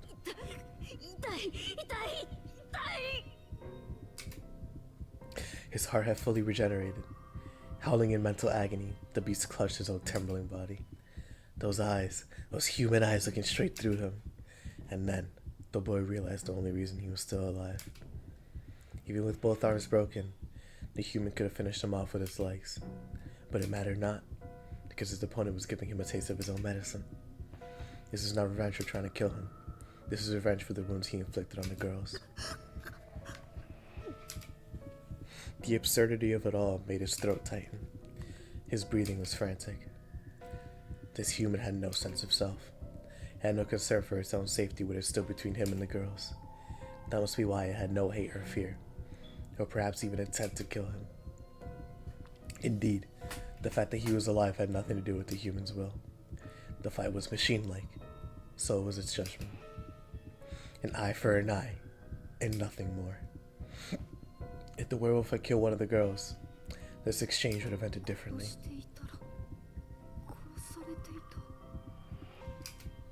He shuddered at the thought. He had never entertained such a possibility. He had never had to, because he was supposed to be the one exception to that rule. Agony kicked him hard in the gut. No matter the mystic, nothing was immune from injury, from decay. The boy finally understood an obvious law of the world. Or rather, he had been taught.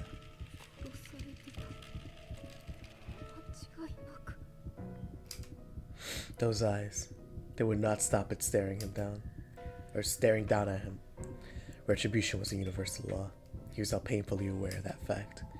And yet, the one who brought form to this idea was this human.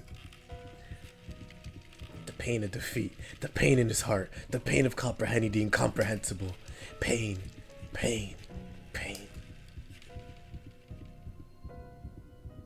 The impossibility of it all shattered his perfect world. It ate at him, consumed every fiber of his being. The doubt made his head spin. It was too much. Humans were impossible to understand.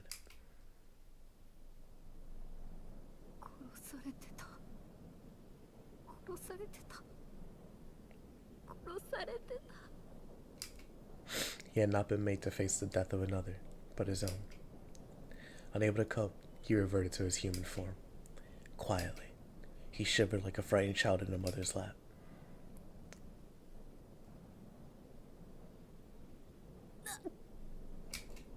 Still lying in the snow, Ako choked out her words, unable to entirely comprehend what had unfolded. Souyjuro, anta. She could not hide the trembling in her voice. Nani? Speaking in his usual way, Souyjuro nonchalantly turned to her.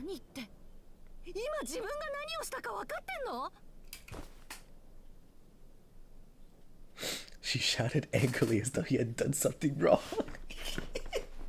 Hold on, I gotta hear that again.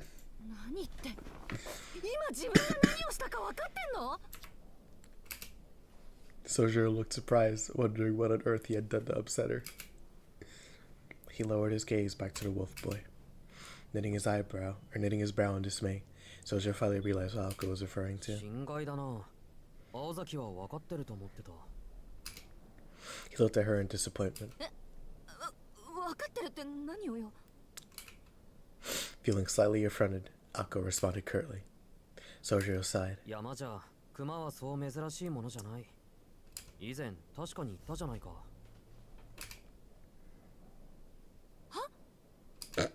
Ako's jaw dropped. It took her a moment to process what he had just said. No, my remote. She recalled some meaningless conversation, or rather from who knows when.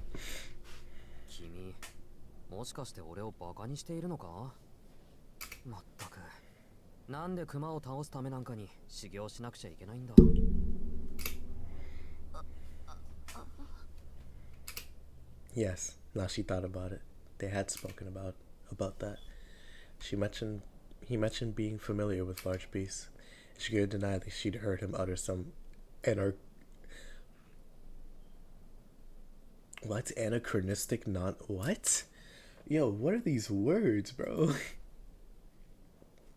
Like, I know how to pronounce it. It's anachronistic. What does that even mean? Belonging to a period other than that being portrayed. Yeah, this is like archaic, bro. What are you talking about? That's archaic language. Or maybe it's not because I just don't understand it. It's good. Oh, yeah, she already said that. Which meant he was used to dealing with animals larger than himself. Because he's larger than life. He's larger than life. It's a big day. Guys, can you believe it? The big day. Just a week away.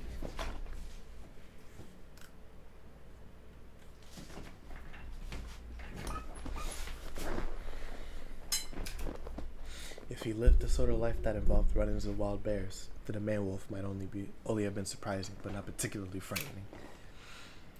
Ako hung her head. After all this time, who was it that really made no sense? Hell yeah. It was hard to tell whether she spoke in admiration or exasperation. Either way, as she slouched in the snow, Ako spoke quietly enough so that she could only hear her words. Well, Toko, yeah, I was gonna say, what you doing? Toko, on the other hand, understood exactly what had transpired. Bayo lay fallen, now just a sobbing boy.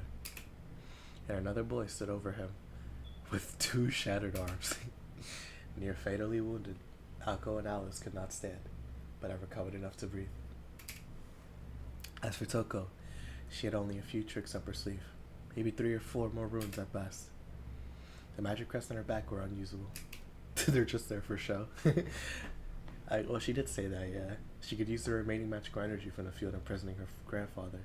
That was stupid. If she released her grandfather, she would lose ownership of the sacred ground. Failing to defeat Alko and Alice now would mean starting over from square one, and she could not afford that. The sibling rivalry had to end. Toko had gambled everything on her surprise attack. Using the fact she was still in Awazaki to infiltrate Masaki's defenses. For 3 years she had labored, selling her work to the association. If she had used 20 years worth of hair to mobilize an army of familiars, it was now or never. だが私は失敗した。 She had overestimated the werewolf's power. No, you underestimated Souyjuro. It should have been enough. Against mages alone, Beowulf by himself would have been enough to ensure complete victory. But things did not always go according to plan. Beowulf's incredible strength was conditional. She knew he was not infallible, so why hadn't she prepared a contingency plan? Her heart as cold as ice, Toko stared at Souyjuro, who stood tall. His arms were a hideous mess. The arm he used to strike Bayo head-on barely resembled an arm. His bones were bent out of shape. His muscles were torn to shreds. To say his arm was simply broken would be a gross understatement. Streams of crimson ran down his other arm onto the white snow. The elbow he drove into Bayo's back was lightly shattered, and his muscle and tendons torn up to his shoulders. Judging from the state of his arms, it was doubtful he'd be able to use them again. Worse than his arms were his left leg. No doubt his internal organs too. He had to use the leg to take the full brunt of Bayo's charge. At a glance it looked fine, but it was not just a useless hunk of meat attached to his torso. His insides were worse, supporting the weight of Bayo had ruptured his spine, causing widespread internal bleeding. Basically, he was a dead... Wow. He was a dead man standing. A bird with clipped wings. Living like that would not be living at all. He could barely stand, let alone fight again.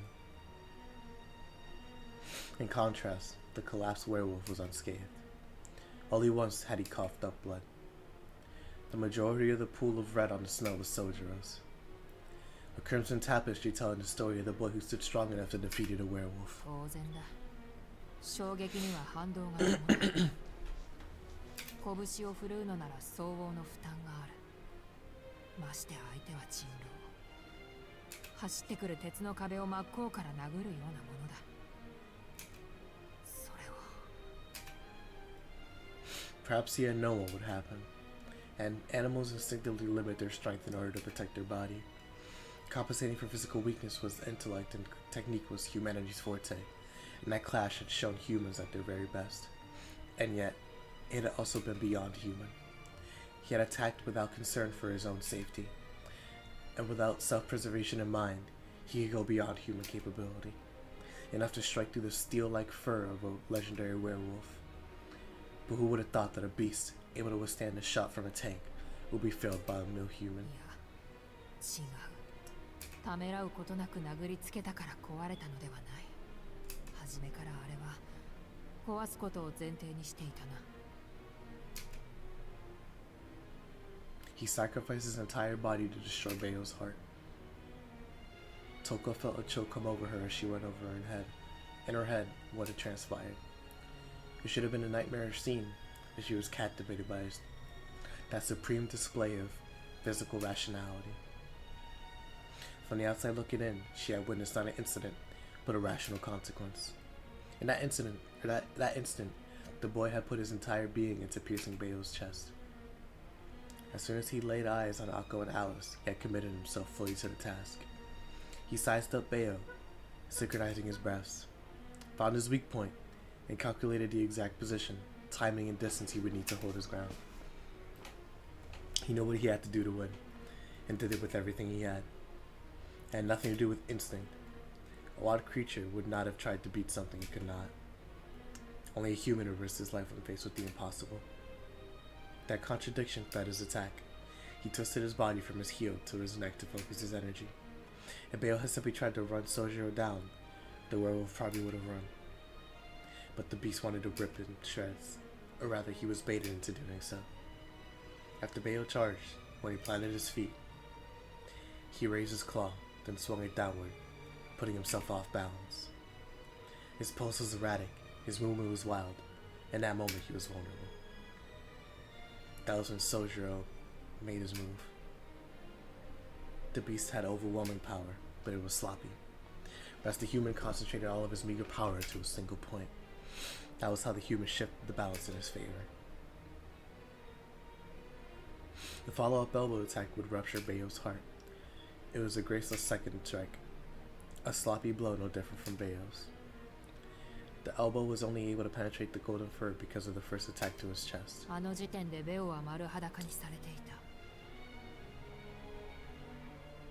無敵の人狼がその機能の一切を休止させられた。つまり The strike was not meant to break, but to disable. All living creatures have weaknesses. No matter how strong the creature, it had weak points and weak moments. Not just physically, but mentally too. A time when they aren't in their best shape, unable to focus or find motivation.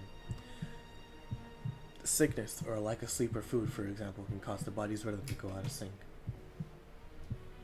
For a variety of reasons, intelligent beings risk losing their ability to function properly. Legendary beasts were no exception. 弱点、欠点をつく魔術なら知っているが、すべてを投げ打って弱点を生むとはな。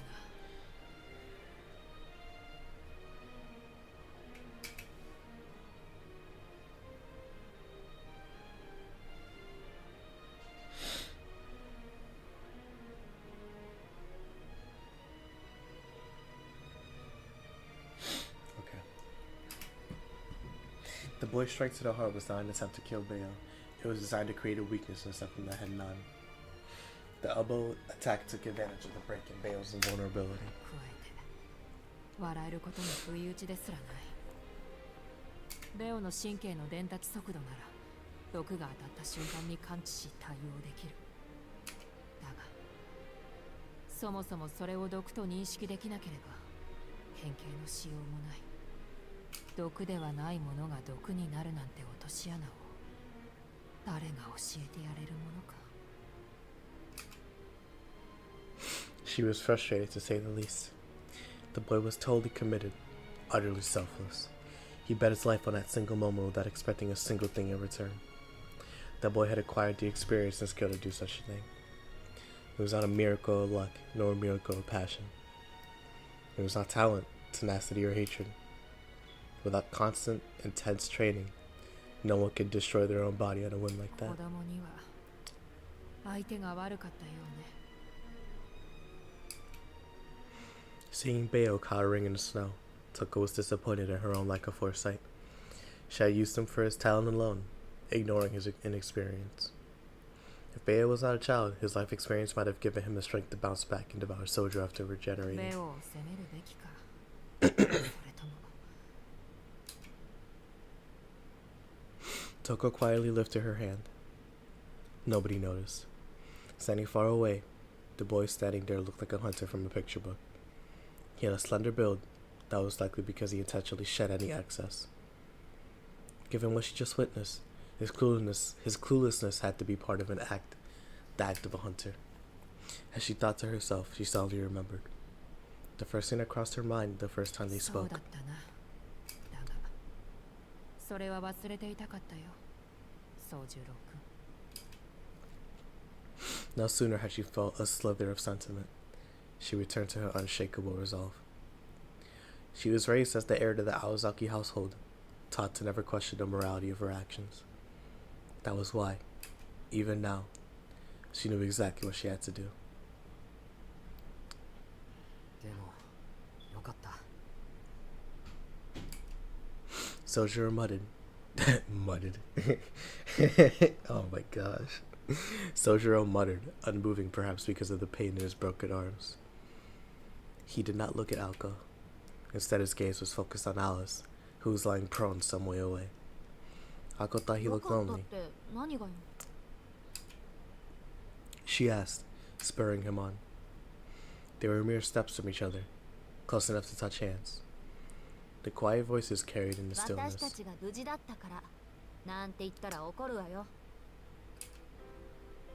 She was not joking. Souyjuro turned away from her slightly, shaking his head. 口にするのは3度目だけど、青崎の心配はしていないんだ。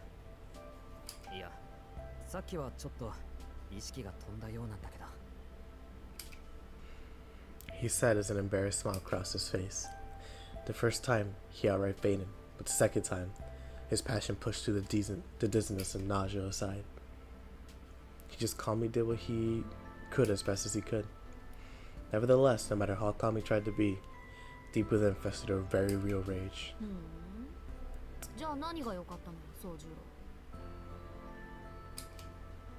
Akko's voice had a slight tinge of annoyance.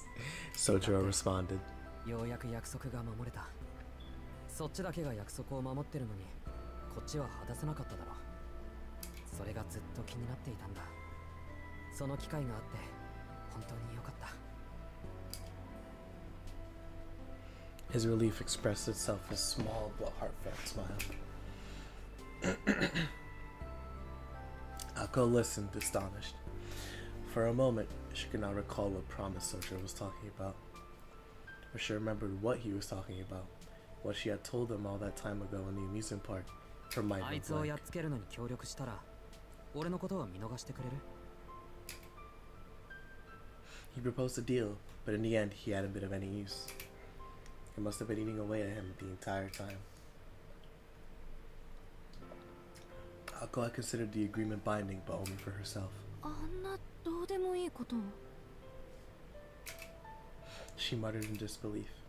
Souyjuro gave a nod and affirmed with a tiny 約束 voice. は自分のために果たすものだって教えてくれたのは青崎だ。だから君が守っている限り俺も守らないといけない。はあ、ずっと俺はそうしたかったんだ。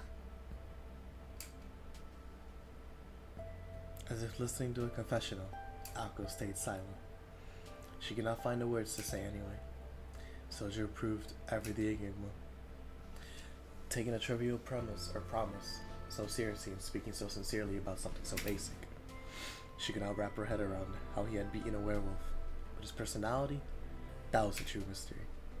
It was no use trying to figure that out now. To Alko Aozaki, he was a riddle wrapped in an enigma wrapped in a conundrum. それじゃあ借りは返したから帳尻はゼロだ。これで貸し借りはなしだぞ、青崎。Souyjuro said lightly, perhaps attempting to break the silence. Normally this would have passed her by, but she saw his kindness for what it was. 貸しがついたのはこっちの方よ。それじゃあどうやって返していいかわからないじゃん。Souyjuro nodded in happy agreement. それより青崎の足なんか塞がってるな。もしかしてもう立てるのか? She shot him a stubborn look of as to say, well, duh, obviously. Ever amazed by her grit, he offered her his right hand. Despite being broken at the elbow, to Alko it looked as sturdy as ever. By all appearances, it was beyond recovery. It would be for the rest of his man.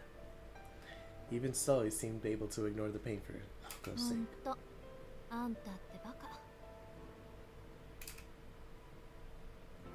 She uttered under her breath, looking up at him. As much as she hated to admit it, she could not refuse his hand. Resigning herself, she reached out to Souyjuro.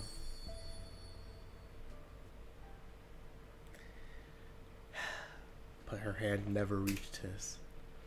A small bell chimed. A line of wind whipped through the air.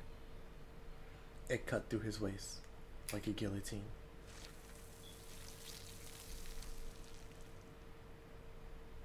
Pieces began to fall. What were those things dropping before her eyes?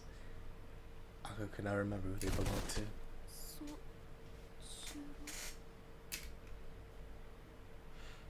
That used to be his name, right? Name of whoever lay in the red snow in front of her. His face now rested on the ground beneath her chin. The smell of viscera assaulted her nostrils. A river of blood flowed from what used to be his stomach. It happened so fast. Too fast for her mind to process, in fact. Her only solace was he probably did not suffer. How could she think that so calmly, especially after what she had witnessed? Her blood boiled at her own stupidity. Which begged the question, how should she treat the one who did this? She had used all her anger on herself. She had none left to give anyone else. But this hatred was hers and hers alone. Her problem was this, because she mustered the emotions from this drought of anger. She was not sure, but the thought of hunting them down made her smile unconsciously in anticipation. Ako turned to the old school building, to where Toko was standing with her arm out in front of her. She had used the same rune she used against Ako and Alice, except Souyjuro had no magic crest. Toko's amber eyes were narrowed, staring intensely at the fallen corpse. As to what she might have been feeling, Ako could not care less. Even if Toko felt regret, Ako would never forgive her for as long as she drew breath. やはり君からこうしておくべきだったな。 Toko was not speaking to Ako, but to the dead body. There was no response. No clouds of breath. Coming to terms that he was truly dead, Ako pushed herself up to her feet. 案外無様ね。 Facing her sister in the distance, Ako でも spoke 正しい hoarsely. 選択だわ。これで勝負はやり直しだもの。 She turned away from Souyjuro and stared at Alka. They stood far apart, farther apart than their positions made them seem. But there was nothing left to say. The two of them exchanged words in respect to the fact that they were once sisters. 魔術刻印という私の切り札はこの通りで、人狼というカードもお前の切り札の前に敗れ去った。だが、そちらも刻印を使い切り、彼も今息絶えた。互いに決定打はなくなったわけだ。そうね。私も甘かった。人狼が再起不能になった時点で、あなたが敗北を認めたなんて勝手に思い上がるんだから。本来ならそうなるんだけど、あなたがそんなに諦めがいいのなら、この町に戻ってきはしないもんね。本当に甘かった。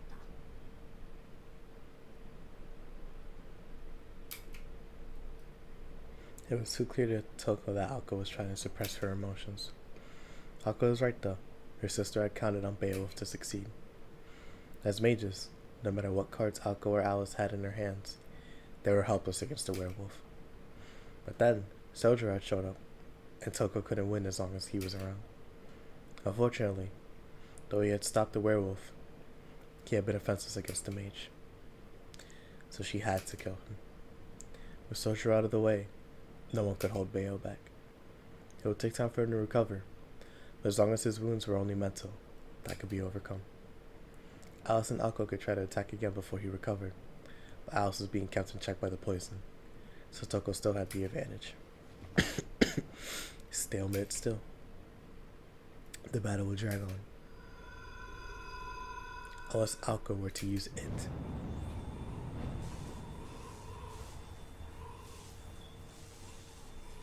Powdery snow began to whirl around. The air around her wailed. It was magecraft that transcended all that was mystical. The gate to miracles beyond human comprehension, ready to show itself. やる気のようね、青子。 Toko released the crest maintaining the fields. With that, her grandfather would be freed, and the barriers around Misaki restored. Which was not what Toko wanted, but it was that or for her life. The crests at her disposal were now twice as powerful as her sisters. Ako gazed at this new threat with her eyes half closed. None of this was her concern. Far removed from the situation, she was searching for something hidden deeper inside herself, desperate to reach it. There it was, an odd feeling, like picking up algae. It was not the fire of emotion. It was not solid nor great. It must have been people meant by rising the occasion. You see, it must have been people meant what people meant by rising to the occasion. Okay, I thought I was bugging. It is a typo. It must have been what people meant by rising to the occasion. Yeah. Abandoning thought itself, Akko held on to that feeling as she stared at her enemy. いいわよ、トウコ。 She spoke softly, yet more loudly than a お scream. 望み通り、本当の魔法を見せてあげる。 Focusing her power into the dim crest on her right arm, she weaved the words together. A single incantation. A final heartfelt farewell. A brilliant, blue-colored magic, taking time back to when a certain someone had been blessed.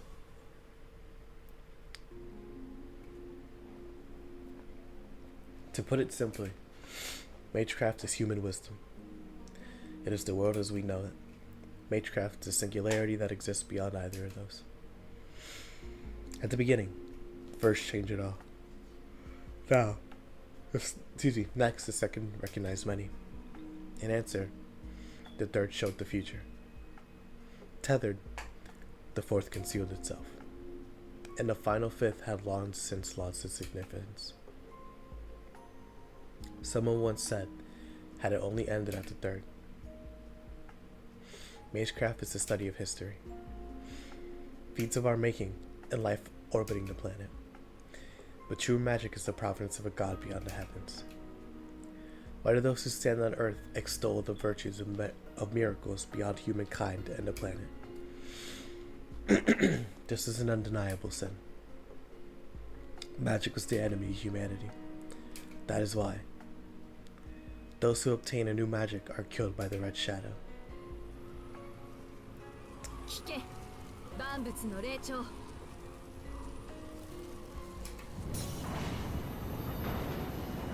Akko's voice resonated through and high above the winter skies. The air began to fracture, tearing the scenery to broken glass. Toko wondered whether she should fight or flee. She decided to try and keep her feelings in check and see this through. But the object of her obsession for many years was right in front of her. Rationality was slipping from her grasp. Both of their fates were now uncertain. Toko had an overwhelming advantage when it came to her crest in the terrain. When it came to true magic, however, if the Awazaki magic was anything like Alice Koonji's fairy tale monsters, then mage strength was not a part of the equation. At this point, it was Toko against magic itself, and there was no winning against truth. The transcendence and idiosyncrasy of true magic rendered things like magecraft irrelevant. だが Toko stared at her sister, wondering if she could actually use it. Her proclamation lacked conviction. She had raised her voice, but that was out of discipline. It had not been the arrogant conviction to sacrifice someone else for her own gain. Having not been chosen to inherit it, Toko could not imagine what the magic in her sister was. Only that it was a force violent enough to change the world. No human mind could withstand the audacity required to make an enemy of the world itself. Especially not someone as indecisive as her sister. The power of magic would surely cripple her.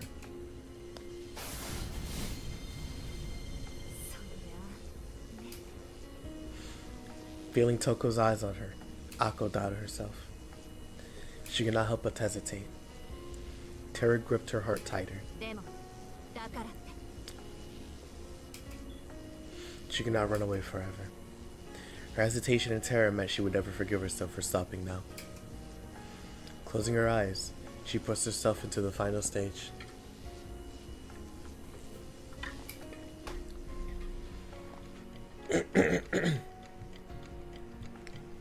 Time stopped like a light being switched off. She submerged herself in her own darkness. Everything froze. Only she moved. Everything around her disappeared.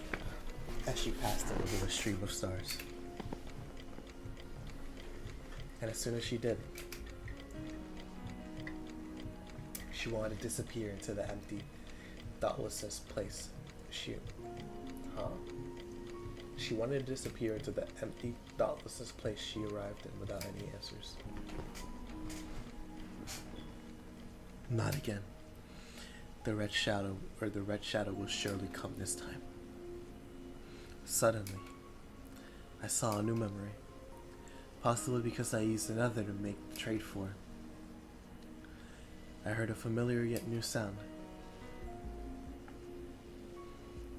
I wish for nothing. I seek nothing. Only to fuse with the consciousness that hurtles backward in time to zero. This sound, the bitter, sad meaninglessness, pulls me by my hair. Okay, yeah, it was there. But I have to resist. The red ghost is always going to be my biggest hurdle. I must forget the value of life. I must forget the dignity of death.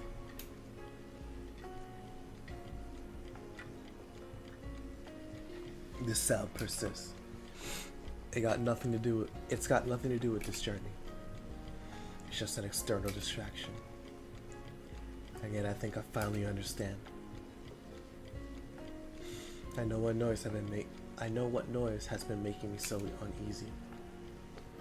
What the? The unsettling whispers were directed at me. Or perhaps the red shadow was perplexed by the quiet soul listening to it. It glares at me. Its eyes full of hatred. How could I be so unprepared? Don't tell me. You can't be serious. You're gonna turn me into your prey for that? That is your everything. You have nothing else.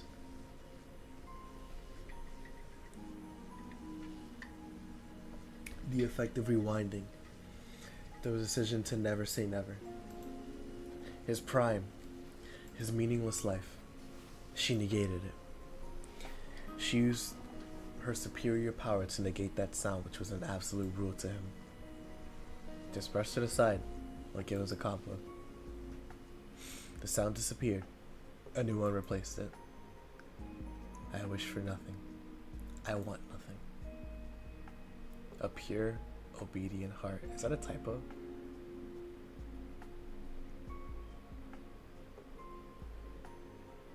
Yeah, no, that's weird. Why would that be there? Strange. No, okay, no, it's not a typo. That's why you get nothing. A life of falsehood, led by affirmation.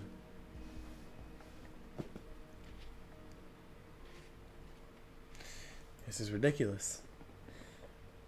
My legs move to toward the future, but they stop. Change of plans. I'm taking a different approach, or a different path. Nothing's changed. It's just something has made me real mad. How can I put it?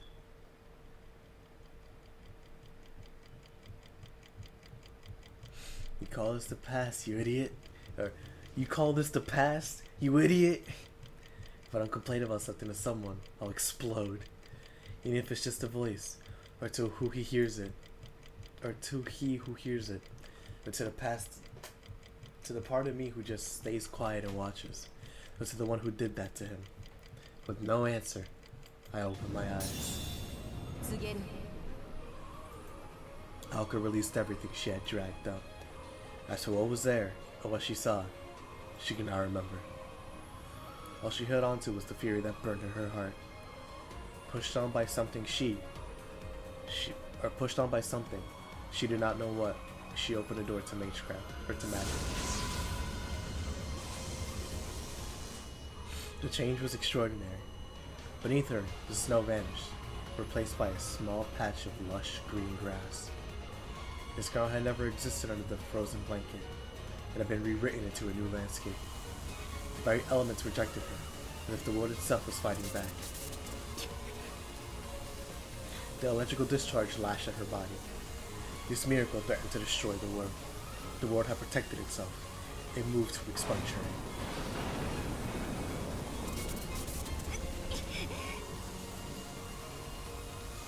Pain scorched her every cell, trying to tear away at her consciousness. But she did not falter. All this pain and this loneliness was to take her to the root. Ever since inheriting the true magic, she had suffered this torture time and time again.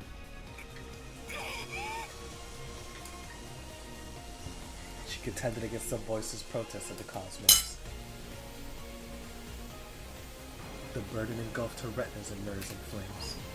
And then, light.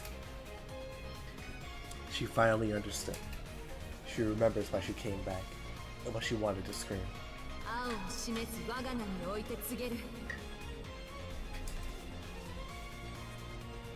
A censuring voice told her to stop. At the edges of oblivion, her hand touched the true form of magic. Keep wanting to see magecraft. The snarling red shadow was there, telling her it was no use. So much so, with so much doubt, so much fear.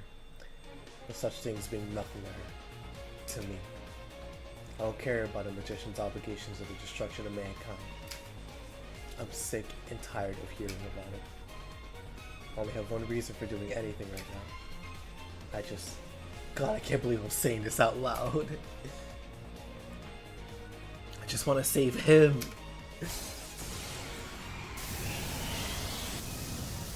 No, Sen.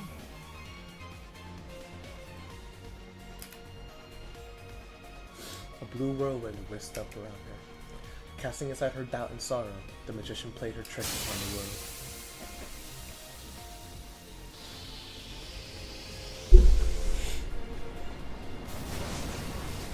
Oh, what the heck? Yo, what did you do? Time flowed backward.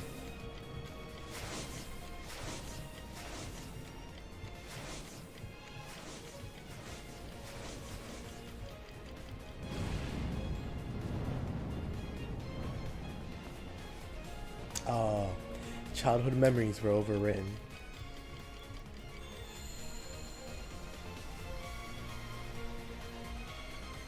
White flowers appeared as far as the eye could see. Brighter than snow, they rippled like a wave across the world, devouring it.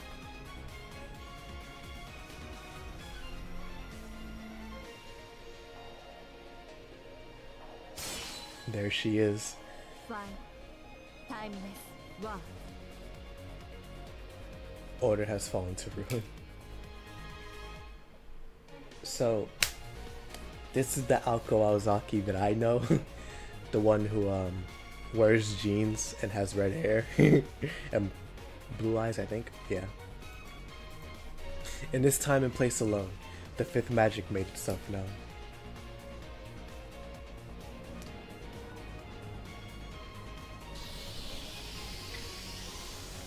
In the blink of an eye, the snowy clearing had transformed. A sea of fully bloomed white flowers. A sea of fully bloomed white flowers blanketed the grounds.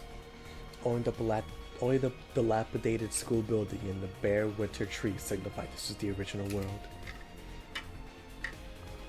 The once cold wind now blew with the pleasant warmth across the landscape. Even the night sky was once again teeming with stars.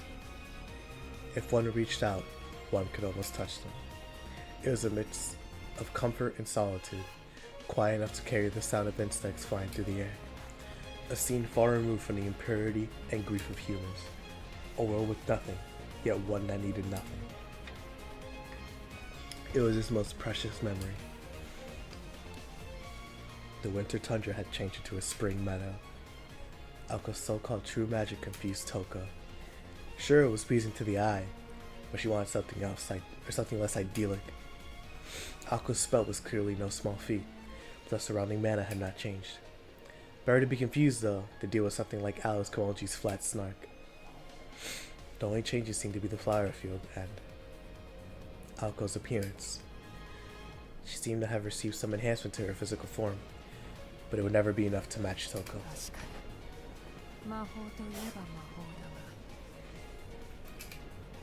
Toko said with a hint of あい annoyance. にくとお互い夢見る年頃ではないんだ。まさかそれで終わりではないだろ。 Ako began walking through the sea of flowers. But she was not heading toward Toko. いえ、これでおしまいよ。私も、あなたも。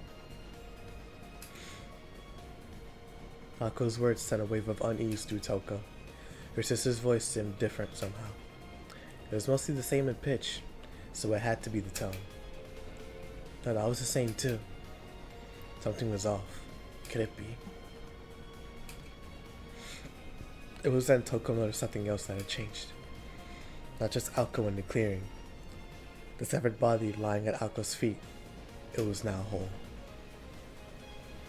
Corpse reanimation? Wound healing? It did not look like Ako had used a significant formula. And besides, regenerating a body did not bring it back to life. It's the dawn of time. Even true magic has never been able to bring back the dead. But the body of the boy behind Ako was moving. It was breathing like it was taking a nap. 死者の蘇生が青崎の魔法。いや違う。あれは蘇生というより。 Before she could think of an answer, Toko realized what had seemed out of place to her before. Ako's mannerisms appeared beyond her years. Her appearance had changed ever so slightly, but beyond, there had been a change from within. Excuse me, sorry. By the time Toko arrived at the seemingly impossible conclusion, Ako had closed the distance between them. ターブ、セット。 Ako raised her left hand to eye level. Toko could see, no hear. Excuse me. Toko could see, no, hear the magical energy generating inside Ako. It was a sound Toko had never heard before. Ako had only possessed single function, low-grade circuits no better than any other third-rate mage, so she generated magical energy at a much lower rate than Toko. However, its speed was absurdly quick, moving even faster than the blood pumping through her body.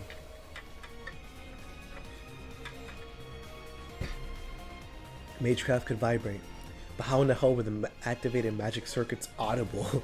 Even the association had never heard of such a thing. 我が目前に勝利ありき。 Spurred to action by the sudden dread as she felt, Toko hurriedly carved the words into the air. Toko summoned a divine protection of victory, Tear, to surround herself with a mayor. Relax. Toko summoned a divine protection of victory, Tear, to surround herself with a barrier, which is further enhanced by her crest. Paying it no mind, Ako held her arm steady, not moving it up to strike her target directly. 展開。 Ako commanded herself succinctly. Oh, goodness. Oh my gosh. This is beyond magecraft. In just a few words, wow, okay. In just a few words, she had fired 20 magic bullets. Like a meteor shower, the bullets smashed through the rocket-proof rune barrier, as well as Toko's spell-woven coat.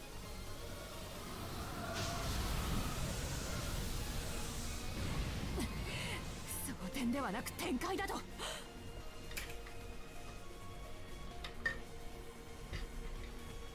The protective runes lining her coat screamed. They would not be able to take another barrage like that, as she had already taken internal injuries. She loved to admit it, but Ako vastly outclassed Toko in terms of round power. Even harder to admit was that her sister probably had not even brought out the big guns yet. アンサズ、サウェル、イングズ。 Answers, so will it was. Jumping backward, Toko drew more Sunagrimbos in the air, more runic symbols. In response, her crest burned brightly, but 遅い。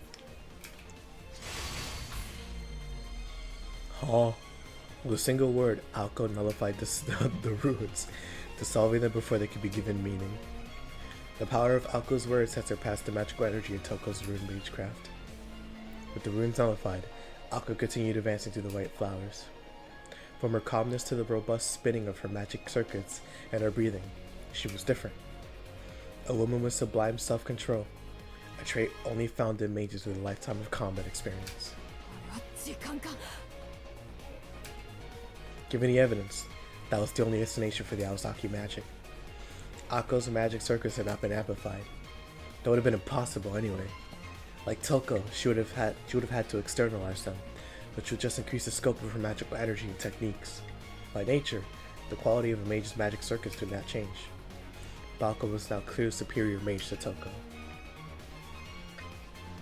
So there was only one logical conclusion. In an instant, she had grown from an amateur to a veteran. She fast-forwarded her own time. The scarred red mage turned her back to her sister and ran. She knew she could not win, so she fled toward the old school building. Akko did not fire. Not out of pity, but because she deduced that an attack at this range was too risky.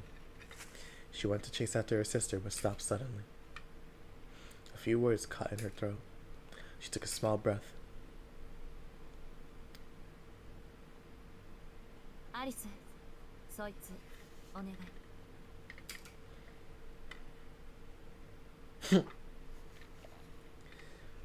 She's standing? I guess so. She said, slightly embarrassed by the maturity of her voice. White petals flitted through the air. Without looking back, she made after Toko, her long hair flowing behind her.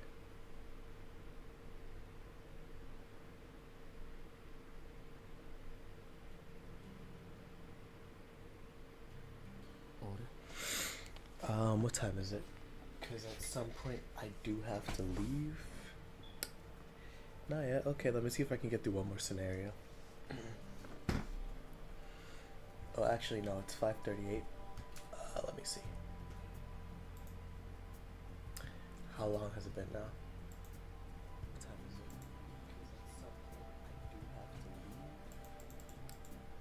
Oh, yeah, okay, let me see if I can get through one more scenario.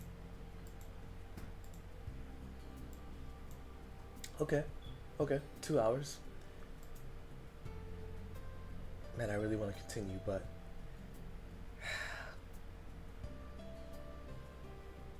yeah, no, I really want to continue, but I can't, unfortunately. Man, that sucks, but whatever.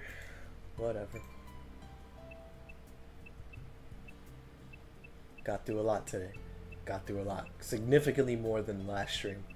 Because good lord, last stream was literally just like we legit I got through 30 minutes. Like it was nothing. It was legit nothing. So yeah, I feel like, let's say both streams let's say 2 streams now, right? 2 streams. I do not want to not this because I don't want to be spoiled.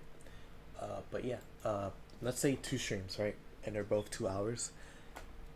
I think in 2 to 3 streams, I might be able to finish this game. So maybe next week, who knows?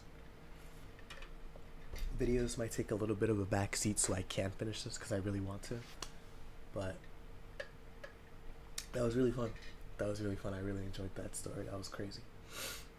I don't know how long we have left in terms of like this chapter, but I know there's one more. So we'll see that when we see that. But yeah, no, this was really cool. I had so much fun. But yeah, no, I'll see you guys later. I do gotta get going, so hope you have a great rest of your day. I don't think I'm gonna be streaming later tonight. I don't know when I'm getting home, so don't expect a stream. But yeah, thank you so much for watching, and I'll see you all next time. Peace.